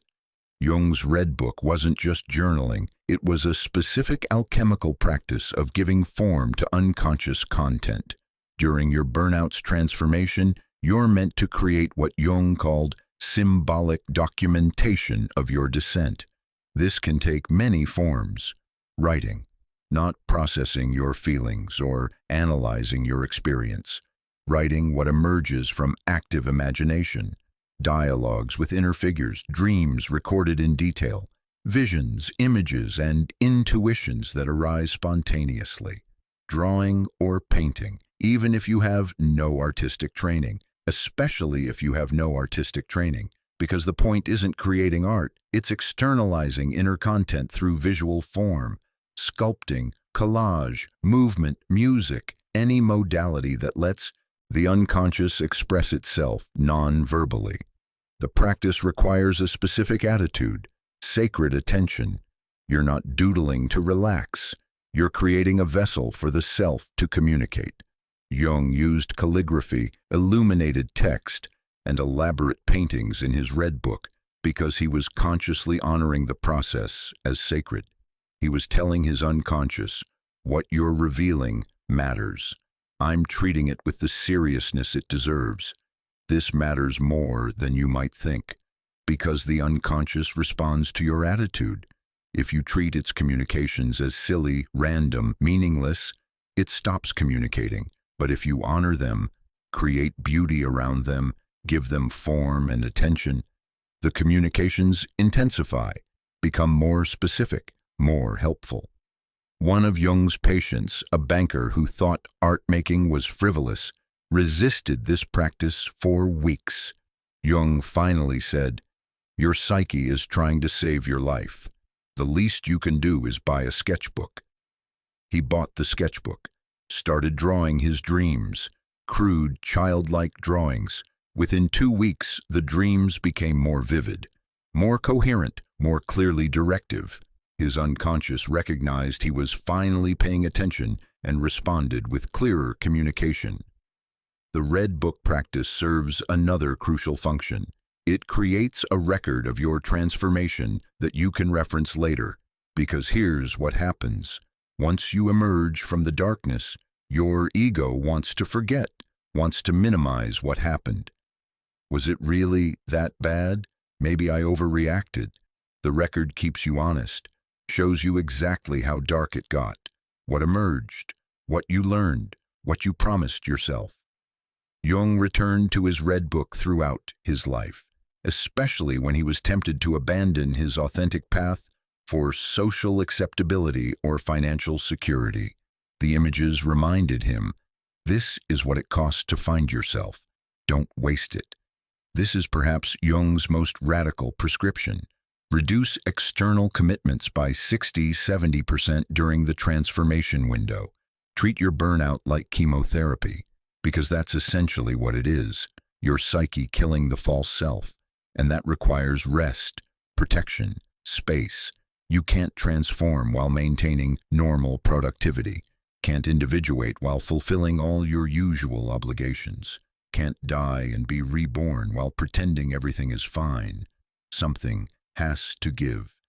And in our culture, the idea of deliberately choosing uselessness, even temporarily, is almost inconceivable. But Jung was adamant.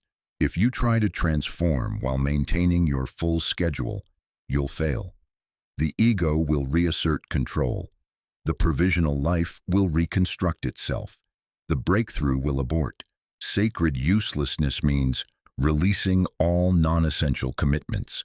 Everything that isn't absolute survival necessity goes. For Michael, this meant taking a month completely off work, not vacation, actual withdrawal from professional identity. For others, it might mean reducing work hours, taking a leave of absence, saying no to social obligations, canceling commitments, disappointing people. This is terrifying for high-functioning people. Your entire identity is built on being reliable, productive, responsible. The thought of being deliberately useless triggers massive anxiety. Good. That anxiety is the false self recognizing it's being starved of the activity that sustains it. The protocol requires specific boundaries. No productivity, no self-improvement projects, no courses, workshops, or programs. You're not trying to become better. You're trying to become authentic. There's a difference. No entertainment as distraction. Moderate entertainment is fine, but binging TV, compulsive social media, anything you're using to avoid being with yourself, that has to stop. Daily unstructured solitude, minimum 90 minutes, no agenda, no meditation app, no guided anything, just you encountering your own existence. This is when the real work happens, when all the noise stops, when you can't distract, perform, or produce, when you're face to face with the question, who am I when I'm not doing anything? Most people last about 15 minutes before the anxiety becomes unbearable. They reach for their phone, find a task, create busyness. But if you can sit through that anxiety, if you can tolerate the discomfort of not knowing, not doing, not being useful, that's when the self starts speaking. Quietly at first, then with increasing clarity, because finally, you're listening. Your burnout is demanding you reclaim parts of yourself you've disowned. Jung called these disowned parts the shadow. Not evil, not pathological, just the aspects of yourself that didn't fit the image you needed to maintain, the parts you suppressed, denied, or projected onto others. During transformation, the shadow emerges, usually through dreams, but also through sudden emotions that seem disproportionate or through what you harshly judge in others. Shadow integration requires specific practices. The anger retrieval. If you've been the nice person, the accommodating one, the one who never causes problems, your shadow contains rage. Justified rage at years of self-abandonment. You need to access it. Not act it out destructively, but feel it fully. Write it. Scream it into a pillow. Let it move through your body, because that rage is life force. It's the part of you that refused to die completely, and it's essential fuel for the transformation ahead. The desire reclamation. What did you want before you learned what you should want? Before you internalized everyone else's values? Your shadow contains those original desires, the impractical dreams, the selfish wants, the ambitions that didn't fit your family's expectations. You need to recover them, not necessarily to act on all of them, but to acknowledge them, give them space, let them inform your emerging direction. The weakness acceptance. If you've been the strong one, the capable one, the one others depend on, your shadow contains vulnerability, the part that's tired, scared, and doesn't have answers. You need to acknowledge that part. Stop performing strength you don't feel. Stop being the person everyone needs you to be, because authenticity includes weakness. And until you can admit yours, you're still performing. Jung had a specific methodology for shadow work, written dialogue. You literally write conversations between your conscious self and your disowned parts. It sounds ridiculous until you try it. Then it becomes undeniable how much intelligence resides in these supposedly rejected parts of yourself. One of Jung's patients wrote dialogue with his disowned ambition, the part he'd suppressed because his spiritual community valued humility. The ambition said, "I'm not evil. I'm the part of you that wants to create impact, that has gifts to share. You've conflated me with ego inflation, but I'm actually self-expression trying to happen." That distinction changed everything. He could reclaim healthy ambition without falling into ego grandiosity. This is shadow integration, not eliminating the disowned parts, bringing them into conscious relationship so they inform rather than sabotage your transformation. Jung developed a simple but devastating question to ask before any significant decision during transformation. Does this serve my image or myself? Image means how you want others to see you, what would impress people, what maintains your social position, what proves you're still successful, stable, together. Self means what actually aligns with your authentic nature, what your dreams are suggesting, what your intuition knows, what would be true even if no one ever knew about it. Most decisions serve image, even the ones that feel like they're serving the self, because we're so practiced at disguising image serving as self-serving. The test is brutal, and you have to answer honestly. Taking that new job, image or self, it pays better, image. It's more prestigious, image. But does it actually express your emerging purpose? Or are you returning to the achievement trap with better compensation? Staying in that relationship, image or self. You look good together, image. Breaking up would be embarrassing, image. But is this person actually compatible with who you're becoming? Or are you maintaining an image of stability while betraying your transformation? Moving to that city, image or self. It's where successful people live, image. It would impress your family, image. But does it actually align with your authentic calling? Or are you choosing another version of the provisional life? Jung insisted on this practice because the ego is incredibly skilled at rationalizing image-serving choices as growth, at packaging more sophisticated versions of the false self as transformation. The only way through this is radical honesty, which requires space, which is why the sacred uselessness protocol matters so much. You need distance from social pressure to hear the difference between image and self. Transformation needs symbolic markers. Without them, the psyche doesn't register that something significant is happening. Jung prescribed creating rituals that honor the death-rebirth process, not religious rituals necessarily. Personal, meaningful, symbolic actions that mark the transition. Some examples from his practice. A patient who was leaving her marriage wrote down everything she'd believed about love, relationship, and identity, then burned the pages in a deliberate ceremony, not as anger, as release, marking the death of those beliefs to make space for new ones. A patient leaving his corporate career collected every business card, award, and achievement certificate he'd accumulated, buried them in his garden, planted seeds above them, the old identity literally becoming compost for the new growth. A patient confronting her people-pleasing pattern wrote letters to everyone she'd betrayed herself to please, explained what she'd suppressed and why. Then, and this is crucial, she didn't send them, burned them. The act was for her psyche, not theirs. These might sound theatrical. They are. That's the point. Your unconscious thinks in symbols. It processes experience through ritual and metaphor. Creating concrete symbolic actions communicates with your psyche in its own language. This is why traditional cultures have elaborate rites of passage. They understood what modern psychology has forgotten. Transition requires symbolic marking, or the psyche doesn't register the change as real. Without symbolic containment, your transformation remains abstract, intellectual, something you think about rather than something you've enacted.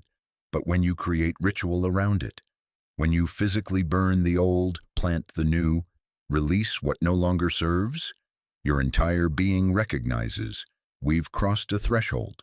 There's no going back. Jung practiced this himself. During his Red Book period, he would spend hours creating elaborate mandalas, circular symbolic representations of wholeness, not because they were pretty, because the act of creating them was itself transformative. The mandala making was ritual. It told his psyche, I'm honoring this process as sacred. I'm giving it time, attention, beauty. This matters. And his psyche responded with deeper revelations, more profound insights, clearer direction, because when you honor your transformation symbolically, the self honors you with guidance.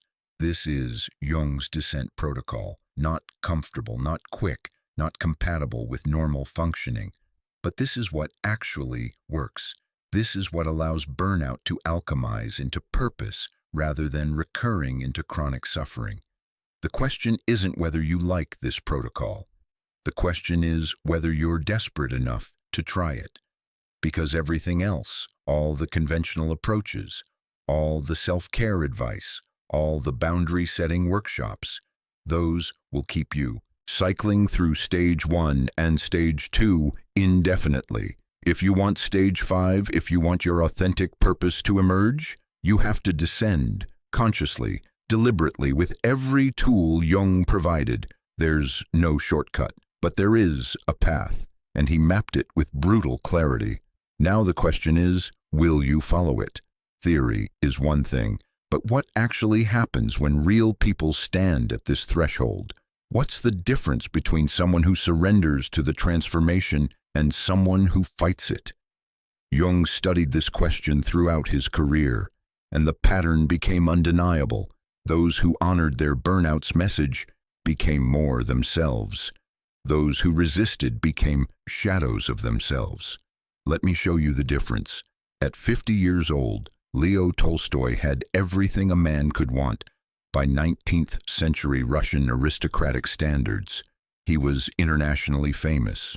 War and Peace and Anna Karenina had established him as one of literature's giants. He had wealth, a large estate, a wife, children. His creative powers were undiminished. By every external measure, he was living a triumphant life.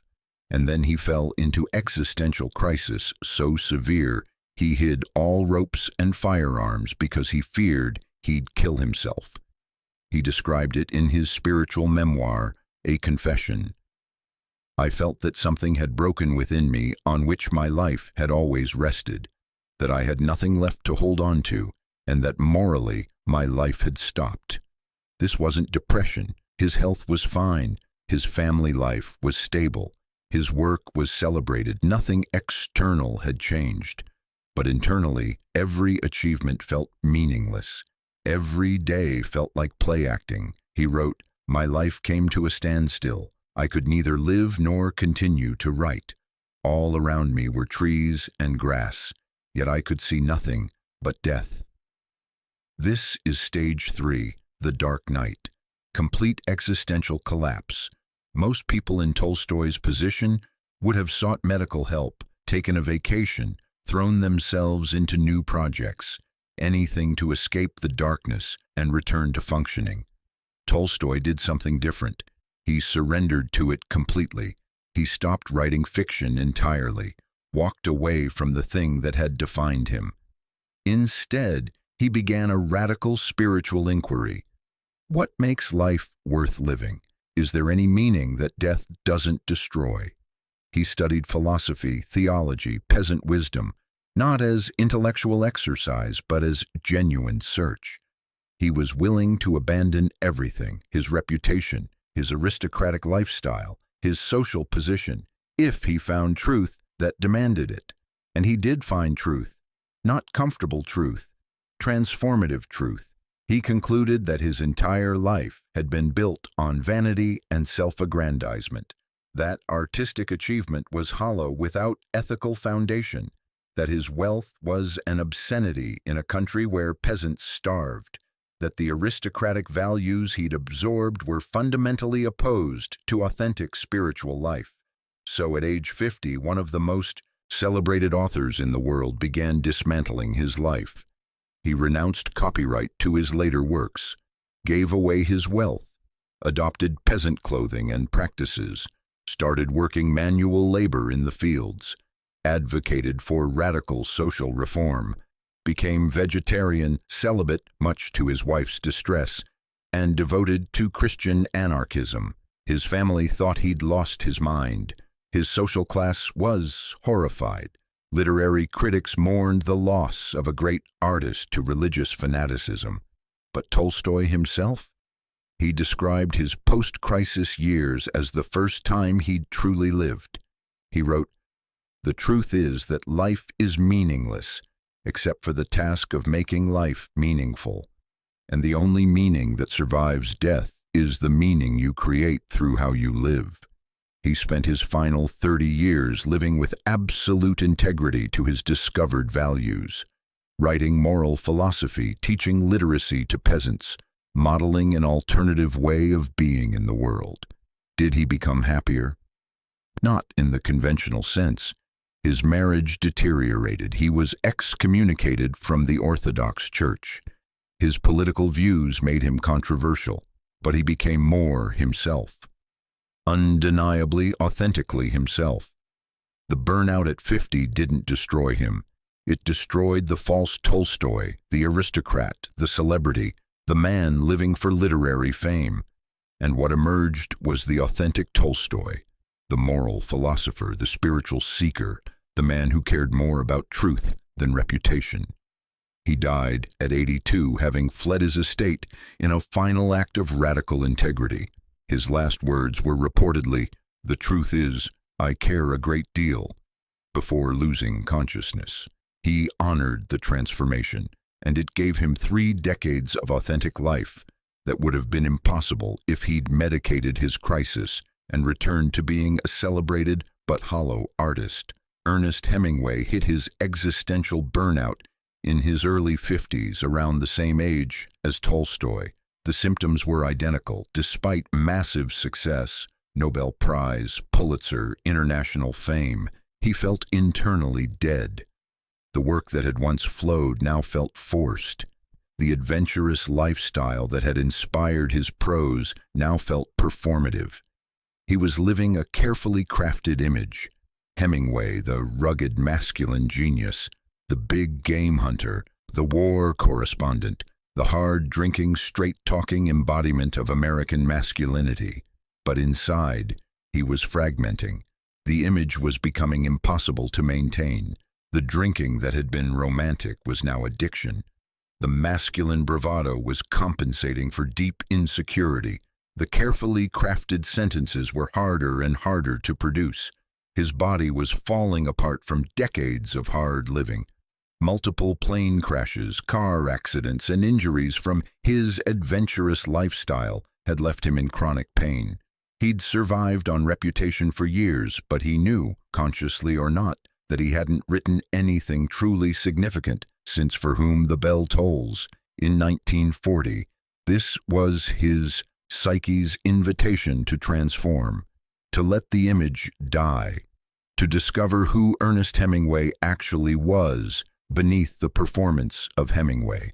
But he refused, fought it desperately, drank more, sought out more dangerous adventures, became more aggressively Hemingway, as if performing the image more intensely would make it real again.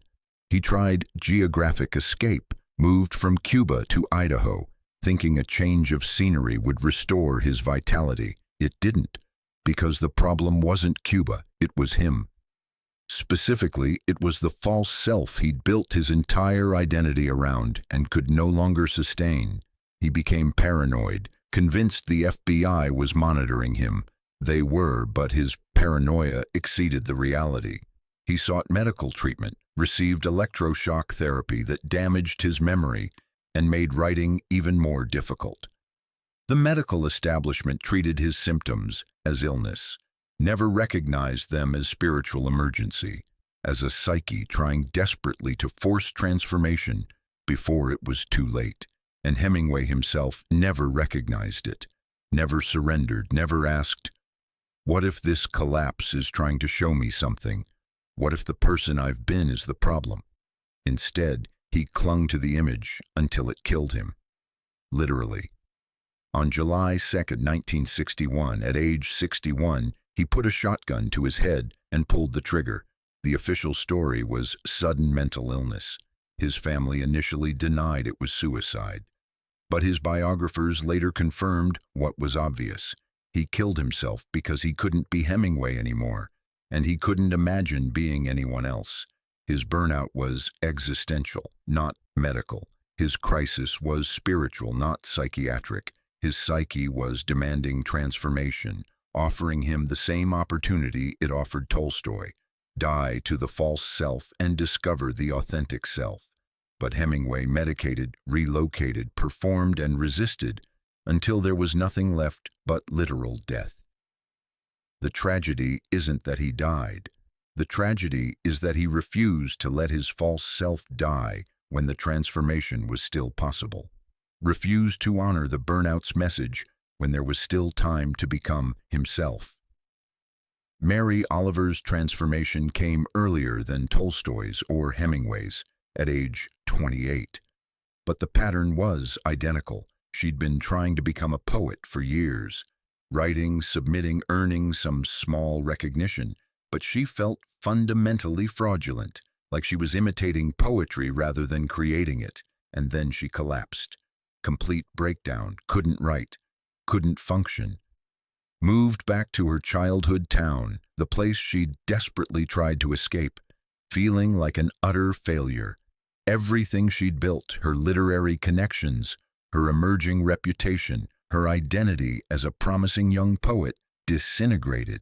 This was her dark night, and she did something remarkable. She stopped trying to be a poet.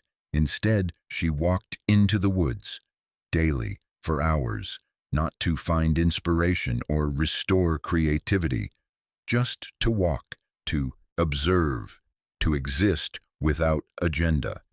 She did this for 18 months. Most of that time she didn't write at all, just walked in the forest near Provincetown, Massachusetts, watching light, animals, seasons, growth. Her family thought she was wasting her life. Her former literary colleagues assumed she'd given up. She had no income, no prospects, no plan. But something was happening in that extended solitude. The pressure to perform poetry was dying. The anxiety about reputation was dissolving. The need to be recognized was fading. And in the space that created, her authentic voice emerged. Not the voice trying to impress, not the voice imitating other poets. Her voice, specific, observational, reverential toward nature, uninterested in literary trends. When she finally started writing again, it was different. The poems came from genuine encounter with the world rather than intellectual construction. They were simple, direct, and undeniably her. She published her first significant collection at 30. It was well received, but not celebrated. She didn't care. She wasn't writing for acclaim anymore. She was writing because this was how she metabolized her experience of being alive.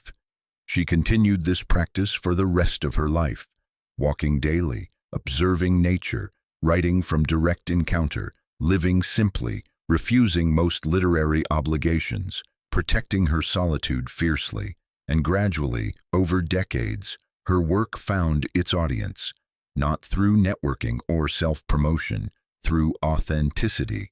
Readers recognized something genuine in her voice.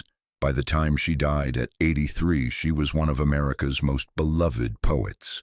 Not most celebrated by critics, they often dismissed her work as too simple, but beloved by readers who found her poems deeply nourishing. She honored the burnout at 28. Let the false self, the ambitious young poet seeking recognition, die completely, spent 18 months in sacred uselessness, and emerged with her authentic voice intact. She never became rich or particularly famous during most of her life, but she became undeniably herself. And that authenticity created work that outlived her and continues touching people decades later. Sylvia Plath's story is more tragic than Hemingway's because she was younger, only 30 when she died, and because her crisis was so thoroughly pathologized that transformation was never even considered possible. She'd been high-functioning despite chronic depression since adolescence, brilliant student, scholarship to Cambridge, published poet, married to Ted Hughes, himself a celebrated poet. By external standards, succeeding at everything, but internally she was dying. The false self she'd constructed, the perfect student, the accomplished wife, the promising poet, was unbearable. Her journals reveal constant awareness that she was performing a role rather than living authentically. At 30, after discovering her husband's affair, she fell into crisis. The marriage she'd built her identity around was collapsing. The life structure that had barely held her together was disintegrating. This was her transformation opportunity, the psyche forcing complete reorganization. Everything that had prevented her authentic self from emerging was being destroyed. But 1960s psychiatry had no framework for transformation. They saw only illness, pathology requiring management. She was hospitalized, medicated, given electroshock therapy, all designed to stabilize her back to functioning, to restore the false self so she could resume normal life. And temporarily, it worked. She was released from hospital, moved to a new apartment, tried to rebuild her life, wrote some of her most powerful poems during this period, Ariel, Daddy, Lady Lazarus, work that came directly from her psychic dismantling, but she was being pressured by everyone to recover, to stop being dramatic, to adjust, to cope, to get better. No one recognized that her breakdown was breakthrough trying to happen, that her poetry was documenting a transformation that needed completion, not a mental illness that needed suppression. She needed what Tolstoy had, permission to completely dismantle her life, time and space for sacred uselessness. Witnesses who understood this was spiritual emergency, not psychiatric crisis.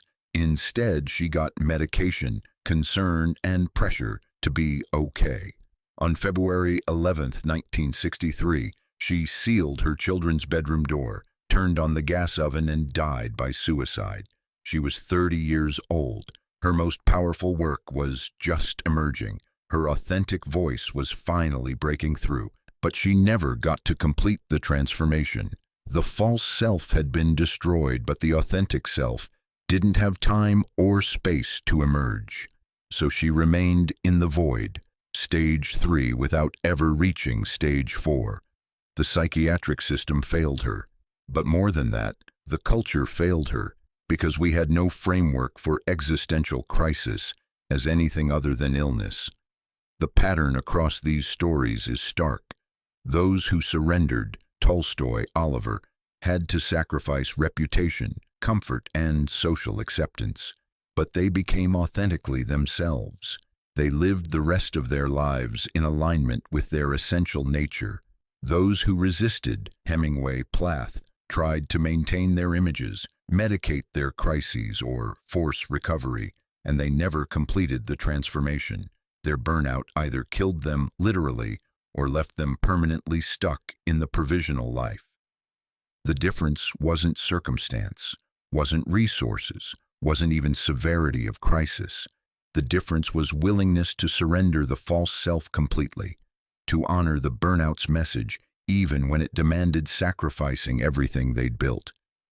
Jung studied these patterns and concluded, your burnout knows what it's doing. The question is whether you trust it more than you trust your fear, because the false self will fight for survival, using your fear as its weapon. It will tell you that surrender is suicide, that letting go is giving up, that transformation is too risky. But the real risk is staying, is spending the rest of your life as someone you're not, is achieving everything while losing yourself completely. Tolstoy and Oliver faced that choice and chose truth over comfort. They're remembered not for their suffering, but for their authenticity. Hemingway and Plath faced that choice and chose image over truth. They're remembered for their tragedy. Which story will yours be?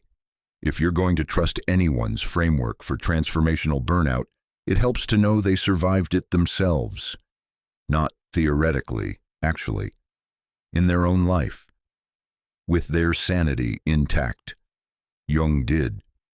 And his experience was so extreme that it would have destroyed most people. Between 1913 and 1916, Carl Jung experienced what he later described as his confrontation with the unconscious, a psychological crisis so severe that he feared permanent psychosis.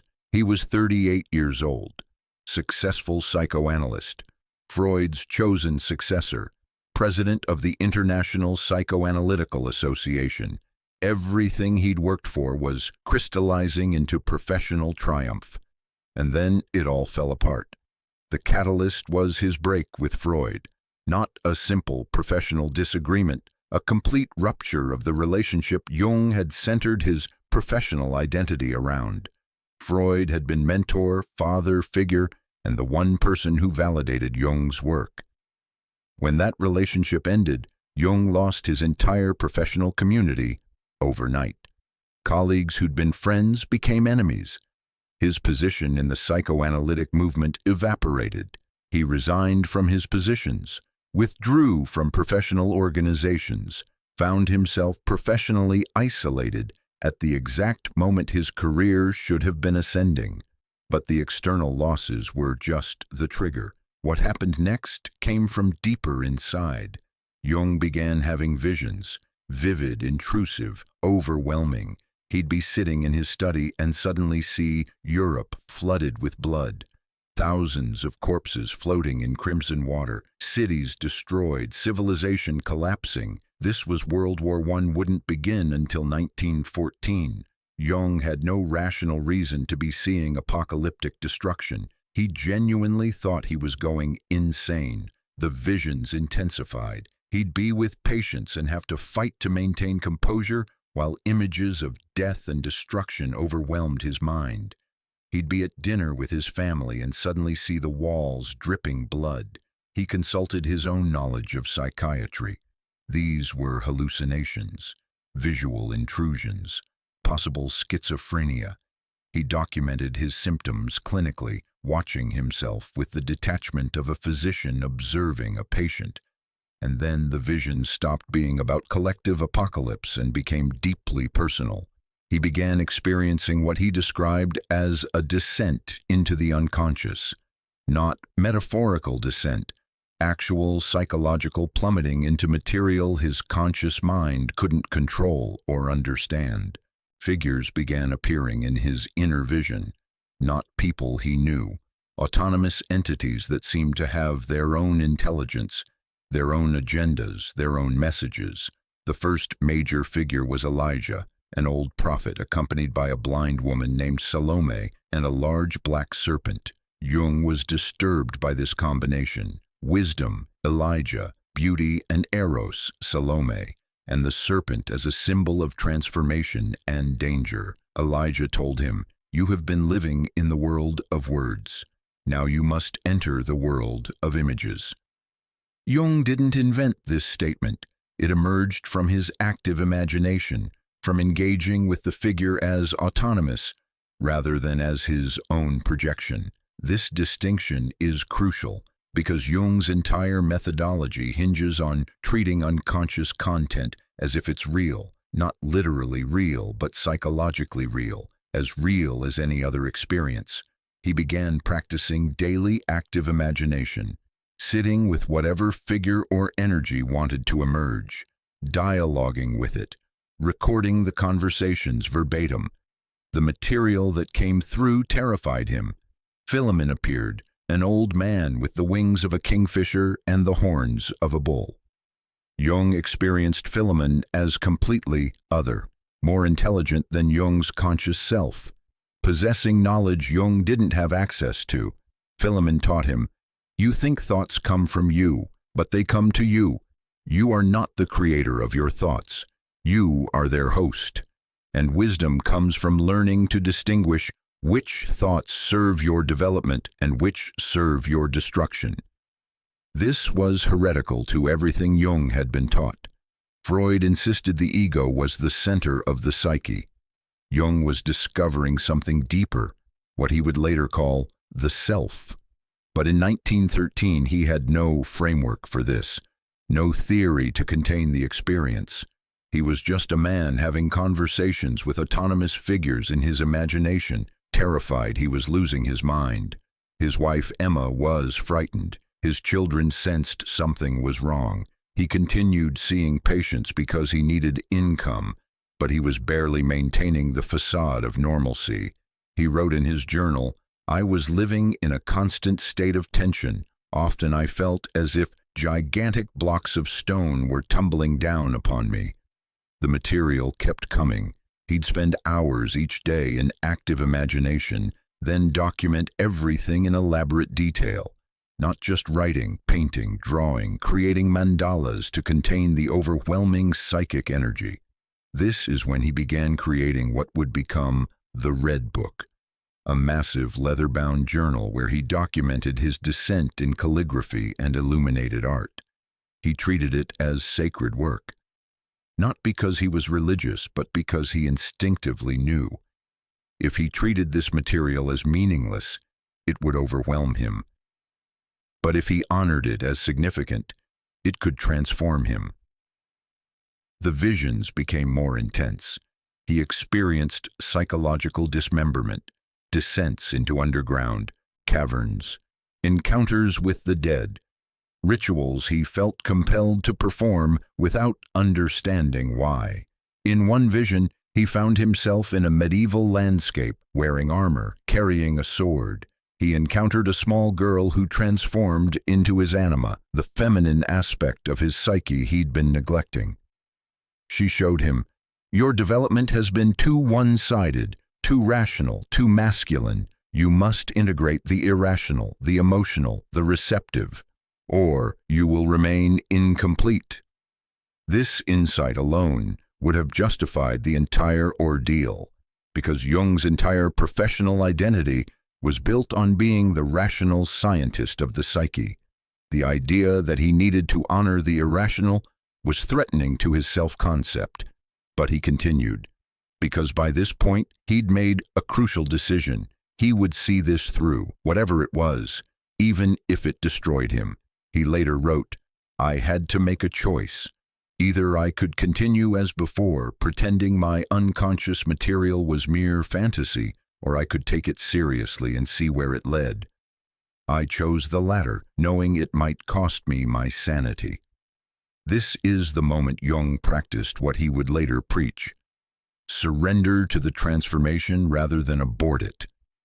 Around August 1914, something shifted. The visions of apocalypse he'd been having for a year suddenly made sense. World War I began. Jung realized he hadn't been going insane. He'd been receiving communications from the collective unconscious. His visions of blood and death weren't personal pathology. They were prophetic awareness of collective trauma about to erupt. This didn't make the experience less terrifying, but it gave it meaning. Context, a framework that allowed him to continue. The figures kept appearing, each one teaching something essential: the shadow, his own darkness, violence, and destructive capacity he'd been denying. Until he integrated this, Jung couldn't claim to understand the human psyche because he was in denial about his own. The anima, his inner feminine, carrying emotional wisdom and relational knowing that his rational mind couldn't access. She guided him deeper into the unconscious with the promise, "I'll show you where the treasure is buried." An earth spirit that connected him to physical reality and somatic wisdom, reminding him that psyche isn't separate from body, they're one system. Philemon, the wise old man, representing wisdom that transcended Jung's ego, the figure who taught him the crucial distinction between ego and self. Through years of daily engagement with these figures, Jung assembled the framework that would become analytical psychology: the collective unconscious, archetypes, the individuation process, the self as organizing center of the psyche. But none of this came from theory. It came from lived experience, from surviving his own psychological dismemberment and documenting what emerged. By 1916, the intensity began to decrease, not because Jung had recovered, but because the transformation had largely completed. He emerged different, fundamentally, irrevocably different. His professional standing was diminished. Years away from colleagues, years focusing on his inner work instead of publications, years appearing unstable to the outside world. His marriage was strained. Emma had essentially been married to a man undergoing psychological metamorphosis, which is terrifying for a partner. His finances had suffered, reduced clinical practice, no institutional positions, no security. But he'd discovered his life's work, his authentic purpose, not becoming a successful psychoanalyst. That was the provisional life, his actual calling, mapping the individuation process, helping others navigate the transformation from false self to authentic self. Everything he wrote for the rest of his life came from those years of descent. Every concept, every clinical intervention, every insight. He didn't publish the Red Book during his lifetime, kept it private because he knew it was too raw, too personal, too potentially disturbing. His family finally published it in 2009, nearly 50 years after his death. When it was released, psychologists and Jungians worldwide were stunned because it revealed just how close Jung had come to complete psychological collapse and how much courage it took to stay with the process rather than abort it. Jung himself reflected on this period in his memoir, written late in life. "The years when I pursued the inner images were the most important time of my life. Everything else is to be derived from this. It began at that time, and the later details hardly matter anymore. My entire life consisted in elaborating what had burst forth from the unconscious and flooded me like an enigmatic stream and threatened to break me. That was the stuff and material for more than only one life." He also warned, "One who does not understand himself already has a great deal, but one who does not understand himself and yet tries to help others understand themselves, that one needs help. This is why Jung's framework for burnout carries such authority. He didn't develop it academically, he lived it, survived it, and spent the rest of his life helping others do the same. His burnout at 38 wasn't random. It was his psyche demanding he stop being Freud's successor and become Jung, stop performing competent psychoanalyst and become authentic explorer of consciousness. The crisis appeared at precisely the moment he was ready, not comfortable, but ready, to release his false identity and discover his authentic purpose. And he trusted it, descended into it, stayed with it even when every external indicator suggested he was destroying his life. That trust, that willingness to honor the transformation over the image, is what allowed him to emerge not just intact, but profoundly transformed. Everyone who uses Jung's work benefits from his willingness to sacrifice his reputation, risk his sanity, and follow his unconscious wherever it led. He practiced what he preached, and that's why his teaching works. The question is, can you do the same? Can you trust your burnout as much as Jung trusted his? Can you descend rather than recover? Because if Jung, brilliant, accomplished, professionally established, needed to completely dismantle his life to find his authentic purpose, what makes you think you can skip that step? Your burnout is offering you the same invitation Jung received, the same choice, the same opportunity. Will you honor it? Or will you spend the rest of your life wondering what could have been if you'd had his courage? Theory and case studies are valuable, but you need specific practices, concrete actions you can take today to navigate your transformation. What follows are the 6 essential tools Jung used with patients and on himself to move through burnout's stages without falling into the 5 dangers. These aren't self-care techniques. They're not about managing stress or creating better boundaries. They're about actively participating in your psychological metamorphosis. Use them seriously or don't use them at all. Half-hearted engagement produces nothing but frustration. During transformational burnout, your dreams become more intense, more frequent, and more clearly directive. This isn't coincidence. Your unconscious is trying to communicate urgently, but most people ignore their dreams, dismiss them as random neural noise, or they have a vague sense dreams might be meaningful, but don't actually work with them. Jung's protocol is specific. Every morning, immediately upon waking, record your dreams. Not later, not after coffee, immediately, because dreams fade within minutes and the details matter. Write everything you remember, no matter how fragmentary, even if it's just an image, a feeling, a sense of something that happened. Record it. Don't interpret yet. Don't try to figure out what it means. Just document. Over time, you'll accumulate a record of your unconscious communication, and patterns will emerge that single dreams don't reveal. Look for recurring symbols. Water in dreams often represents the unconscious itself. Are you drowning, swimming, watching from shore? Each variation communicates something different about your relationship to your inner world. Death imagery during stage 3 is almost universal. You're dreaming your own funeral, discovering corpses, witnessing apocalypse, your unconscious showing you the false self is dying. Don't panic. This is supposed to happen. Pay special attention to emotions in dreams. Jung observed that the emotional tone of a dream is often more significant than the content. If you dream something objectively positive but feel dread, trust the dread. If you dream something objectively negative but feel peaceful, trust the peace. Your emotions in dreams aren't distorted. They're more accurate than waking emotions because there's no ego censorship. Notice dream characters who offer guidance. Wise, old man, wise old woman, helpful strangers who appear to show you something. These are often representations of the self, trying to communicate with the ego. Jung had patients engage these dream figures through active imagination. If someone in your dream offers advice, write a dialogue with them while awake. Ask them questions. Let them respond.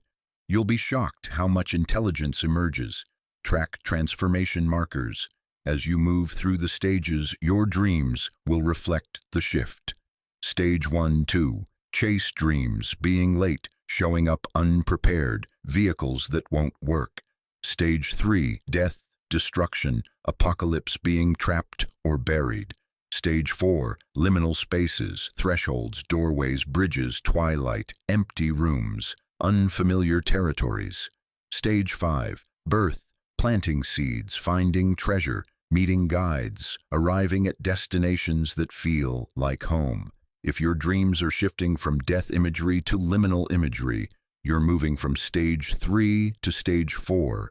That's critical information about where you are in the process. The practice: keep a dedicated dream journal. Minimum 10 minutes every morning recording whatever you remember. Weekly review to identify patterns. Monthly review to track the transformation arc. This isn't busy work. This is your unconscious giving you a map. But you have to read it. Your burnout is forcing shadow material to surface. The parts of yourself you've disowned, suppressed, or denied.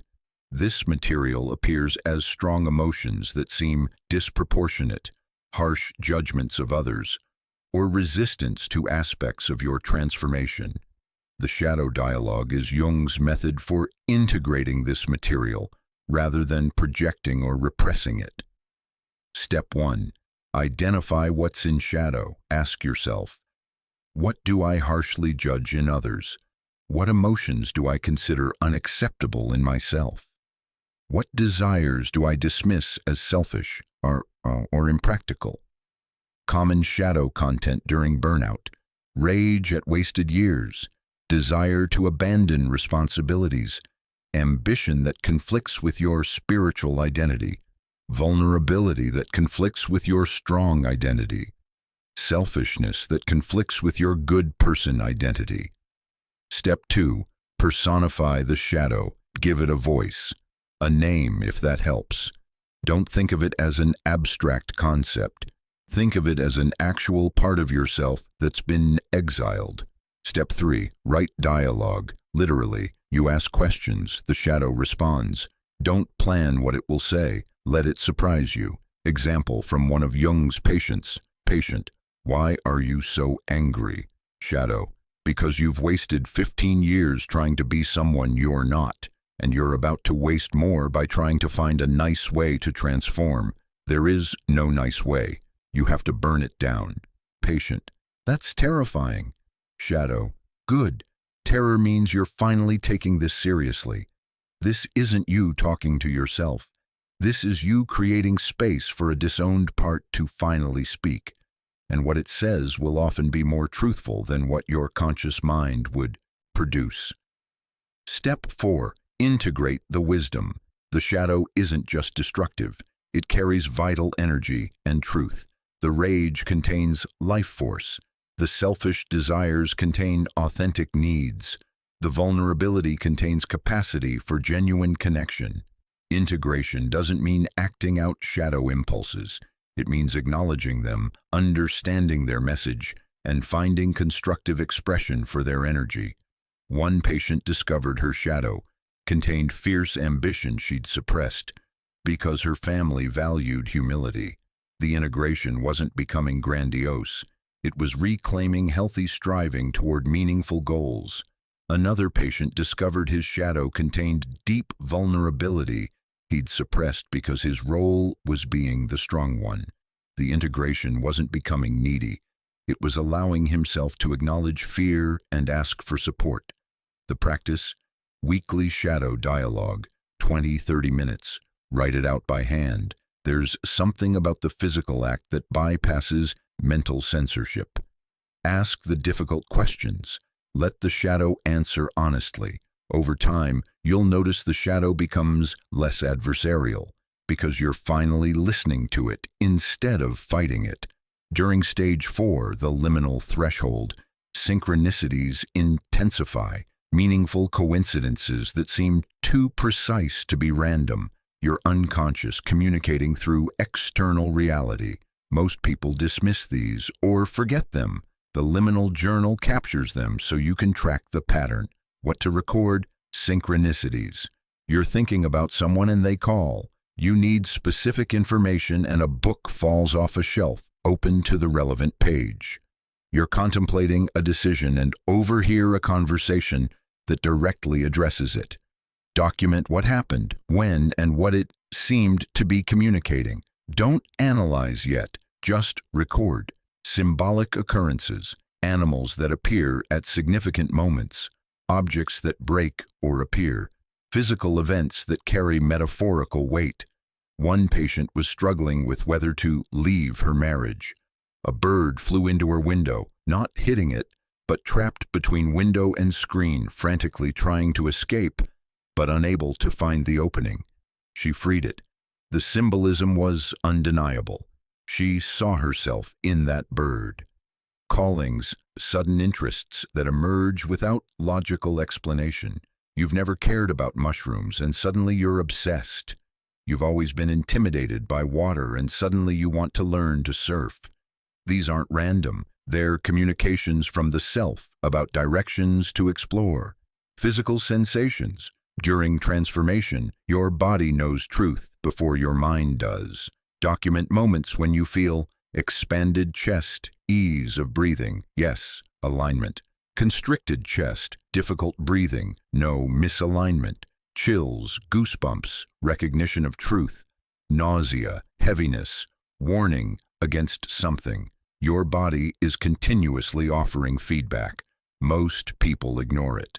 The liminal journal makes you pay attention. Dreams that feel different. Some dreams during stage 4 have a different quality, more vivid, more coherent, carrying unmistakable significance. Jung called these big dreams. They deserve special notation. The practice: carry a small notebook or use your phone. Whenever a synchronicity, symbolic event, or strong somatic response occurs, document it immediately. Weekly review to identify patterns. Over time, you'll see the synchronicities aren't random.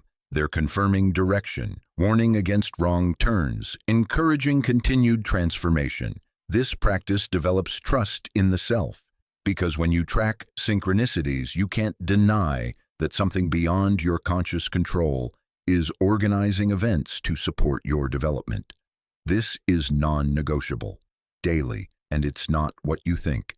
Daily unstructured solitude, minimum 90 minutes, zero productivity, zero stimulation, not meditation, not journaling, not listening to podcasts or reading books, not even spiritual practices, just being with yourself, with nothing to distract, occupy, or improve you. This is terrifying for most people, especially high-functioning burnout professionals whose entire identity is built on doing. The first week, you'll make it maybe 15 minutes before the anxiety is unbearable and you reach for your phone, find a task, create busyness.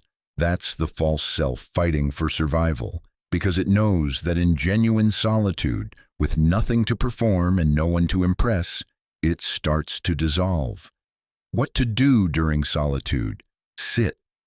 Walk slowly. Stare out a window. Lie on the floor. Whatever, as long as it's not productive or stimulating. Let thoughts come. Don't try to control them. Don't meditate them away. Just watch. Let emotions arise. Don't analyze or fix them. Just feel. Notice the resistance. The urge to do something, check something, accomplish something. Notice it without acting on it. What happens over time? Week 1 and 2, intense anxiety, resistance, physical restlessness. This is normal. The false self is in panic mode. Week 3-4, the anxiety starts to settle. You can tolerate longer periods of just being. Boredom becomes less unbearable. Week 5-8, something shifts. The noise starts to quiet, and underneath the noise you start to hear something else. Faint at first. Your actual self. your authentic preferences, desires, knowings. Week 8 plus. The solitude becomes nourishing rather than threatening. You start to recognize the voice of the self, and it starts giving you specific guidance. This is where the real communication happens. Not in meditation, where you're trying to achieve a state. Not in journaling, where your ego can influence what emerges. But in raw, unstructured solitude, where your authentic nature can finally speak without interference.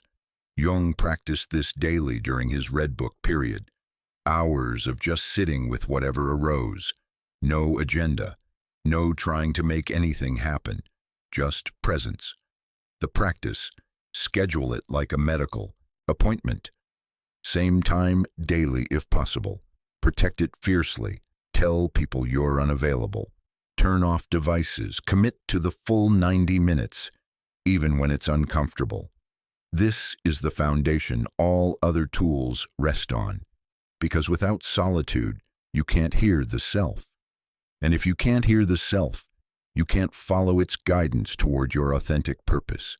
You'll face countless decisions during your transformation, and your ego is skilled at disguising image-serving choices as authentic choices. The authentic action test is Jung's litmus test for distinguishing between the two. Before any significant decision, ask, does this serve my image or myself? Then sit with the question. Don't answer quickly. Really sit with it, often for days. Image-serving signs. The choice would impress others. It maintains your social position. It proves you're still successful, stable together. It makes you look good on paper. You could explain it easily to others and they'd approve. It doesn't require difficult conversations or uncomfortable changes. You'd feel relieved because it resembles your old life self-serving signs. The choice feels right somatically, even if it doesn't make logical sense. It aligns with communications you've received from dreams to synchronicities. It would disappoint or confuse people who know your old identity. You can't fully articulate why you need to do this. It requires sacrifice of security, status, or comfort. It feels like remembering rather than deciding. You'd feel devastated if you didn't honor it.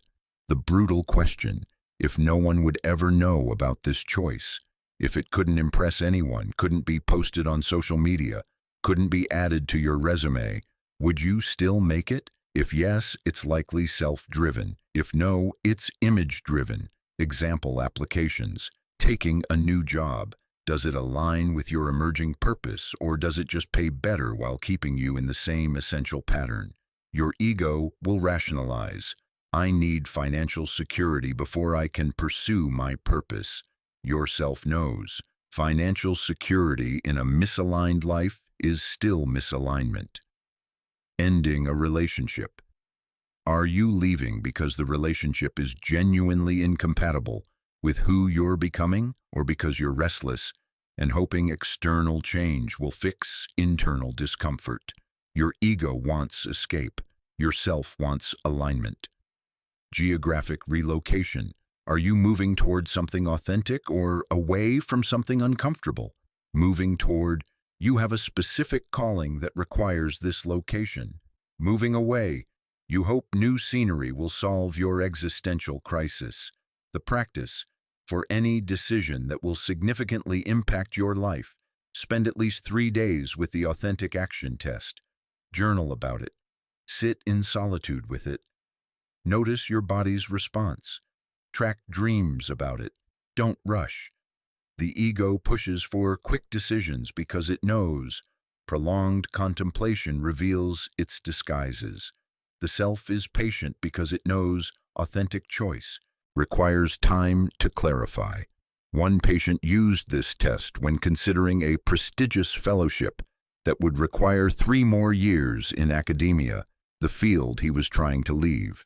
His ego argued, this would look amazing, it's a great opportunity, it would secure my career. But when he sat with the authentic action test honestly, his body responded with heaviness. His dreams showed him trapped in buildings. A synchronicity appeared. His favorite professor, retired and bitter, told him, "I spent 50 years in academia. Don't waste your life on prestige." The self's answer was clear. He declined the fellowship. It looked like career suicide. But 3 months later, the authentic path emerged.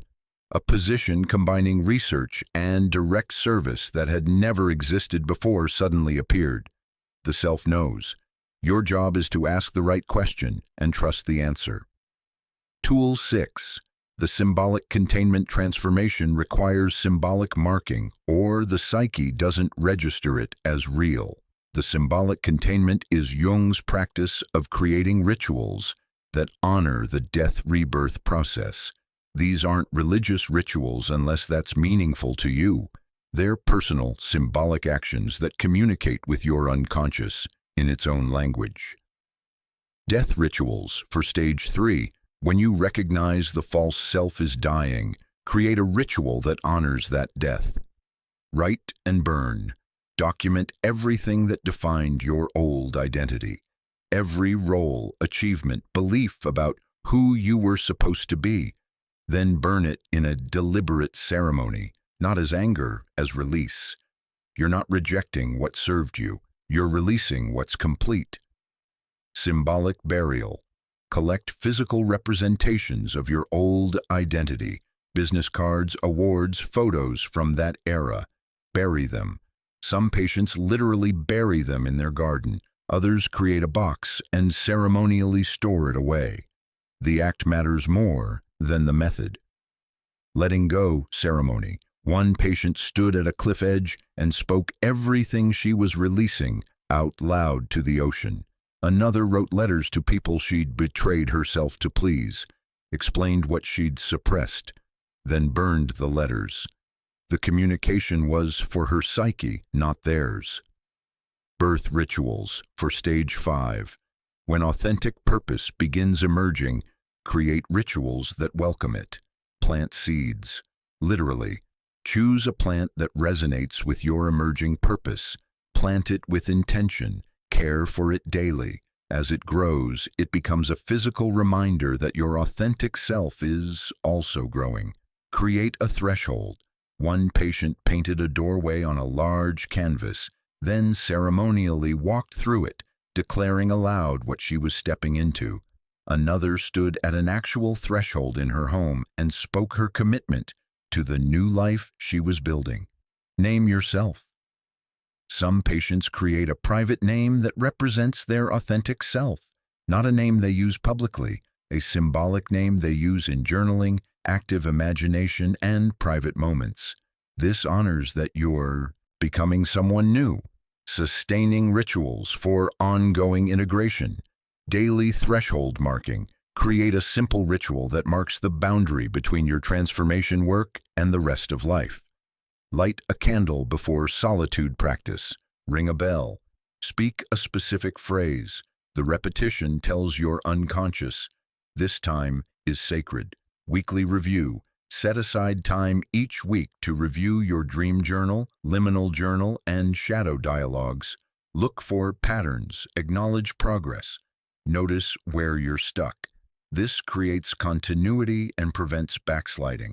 Monthly check-in. Once monthly, perform the authentic action test on your current life structure. Are you still aligned? Have you started compromising? Are you honoring what emerged or gradually sliding back toward the provisional life? The practice. Create at least one death ritual if you're in stage 3 and one birth ritual if you're in stage 5.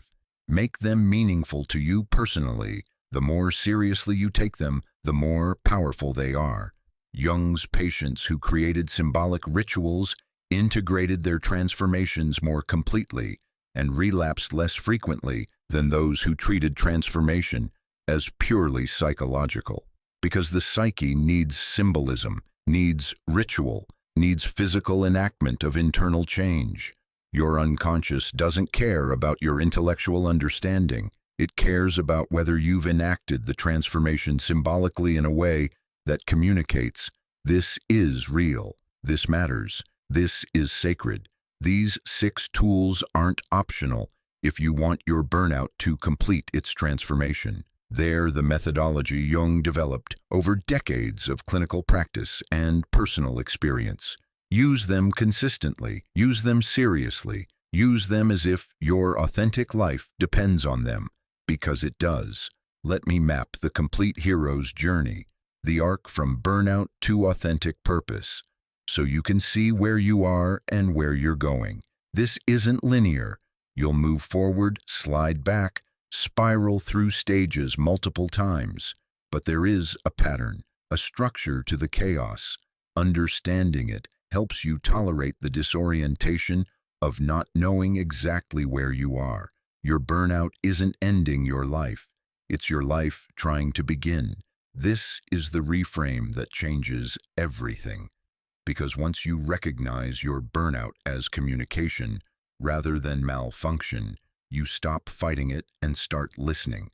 The call comes through your body's no, through the exhaustion that won't lift, through the panic attacks that appear without cause, through the physical symptoms no doctor can explain. Your body is refusing to animate a life that betrays your essential nature, and that refusal is sacred guidance. The hero's journey always begins with a call to adventure. In transformational burnout, the call is collapse. The adventure is descent. Most people refuse the call. They interpret the collapse as failure and double down on the old life. Work harder, push through, prove they're not broken. But you're reading this because part of you recognizes this isn't failure, this is invitation. The invitation to finally stop performing and start becoming, to release who you thought you should be and discover who you actually are. What this stage requires, acknowledge the call. Stop interpreting your burnout as weakness, mental illness, or personal failure. Start recognizing it as your psyche's emergency broadcast, change or die. Permission to collapse. You don't have to hold it together anymore, don't have to maintain the image. The provisional life is already falling apart. Let it. Witnessing. Find someone, therapist, friend, guide, who understands transformation rather than pathologizes it. Someone who can say, you're not breaking down, you're breaking through. Most importantly, stop trying to recover. Recovery means going back. Transformation means going forward into unknown territory. The call through collapse ends when you stop resisting and start listening. When you shift from how do I fix this to what is this trying to tell me? This is the in-between. The old identity is dead or dying. The new identity hasn't emerged. You're psychologically homeless. You can't go back. The provisional life has lost all its power. But you can't move forward yet. You don't know where forward is. So you wander. Literally sometimes. Many people in this stage become restless travelers, moving from place to place, looking for external change to match their internal disintegration. But the real wandering is internal, through dream landscapes, through active imagination, through the symbolic terrain of your own unconscious. This stage is characterized by not knowing, and not knowing is unbearable for the ego, which wants certainty, control, plan, but the self requires not knowing, because authentic purpose can't emerge until you've released your need to know how everything will turn out. What appears during liminal wandering, synchronicities intensify. The universe starts responding to your internal questions through external events. You think about someone and they appear. You need guidance and a book falls off a shelf. You're contemplating a direction and a stranger offers exactly the perspective you needed.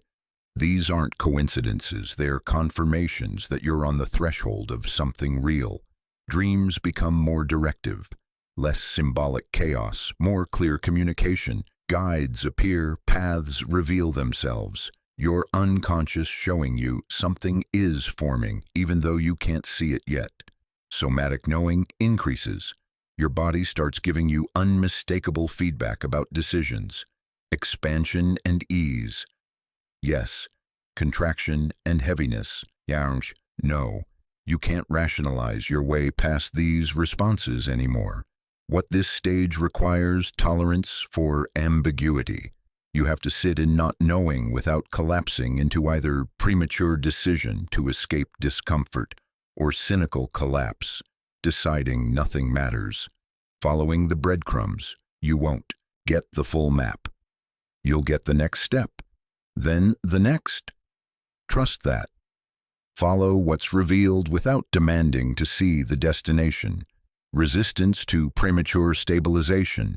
Family and friends will pressure you to figure it out, to get a plan, to make decisions. But premature decisions abort transformation. Stay in the liminality until clarity emerges organically. The danger of this stage: most people can't tolerate the liminality. They make decisions to relieve discomfort rather than waiting for authentic clarity. They take a new job because they need an answer, not because it's the right answer. They enter a new relationship because they're lonely, not because it's aligned. They adopt a new identity because they're desperate for something to hold on to. And in doing so, they create another provisional life. Different circumstances, same fundamental pattern. The liminal wandering ends when you receive undeniable inner knowing about your authentic purpose. Not vague ideas, not logical deductions. Undeniable knowing that comes from the self. This is the moment Jung called the birth of the self into consciousness, when your authentic purpose emerges not through thinking, but through knowing. It doesn't arrive through logical analysis. You don't figure it out through pros and cons lists or career assessments. It arrives from within, fully formed in its essential nature, even if the details remain unclear. And when it arrives, you recognize it immediately, not as something new, but as something you've always known and somehow forgot. The somatic signature of authentic purpose: tears, not of sadness, of recognition, of relief, of finally coming home to yourself. Physical expansion: your chest opens, your breathing deepens, your body feels larger, lighter, more alive. Certainty without logic. You can't explain why you know, but you know, and the knowing is absolute. What authentic purpose feels like. It feels like remembering rather than discovering. Like, oh, of course, this is what I've always been meant to do. It persists, regardless of external validation, doesn't need anyone's approval or agreement, just is. It demands integrity more than success. You're not driven by achieving it impressively. You're driven by expressing it authentically. What authentic purpose doesn't feel like grandiose. Real purpose is often humble, specific, ordinary in its details. It's not about saving the world. It's about expressing your essential nature, purely logical. It might not make financial sense, might not impress anyone, might require starting over. If it checked all the logical boxes, it wouldn't require courage. Immediately clear in all details. You'll know the essence. I'm meant to work with plants, or I'm meant to teach, or I'm meant to build things. The specifics clarify over time.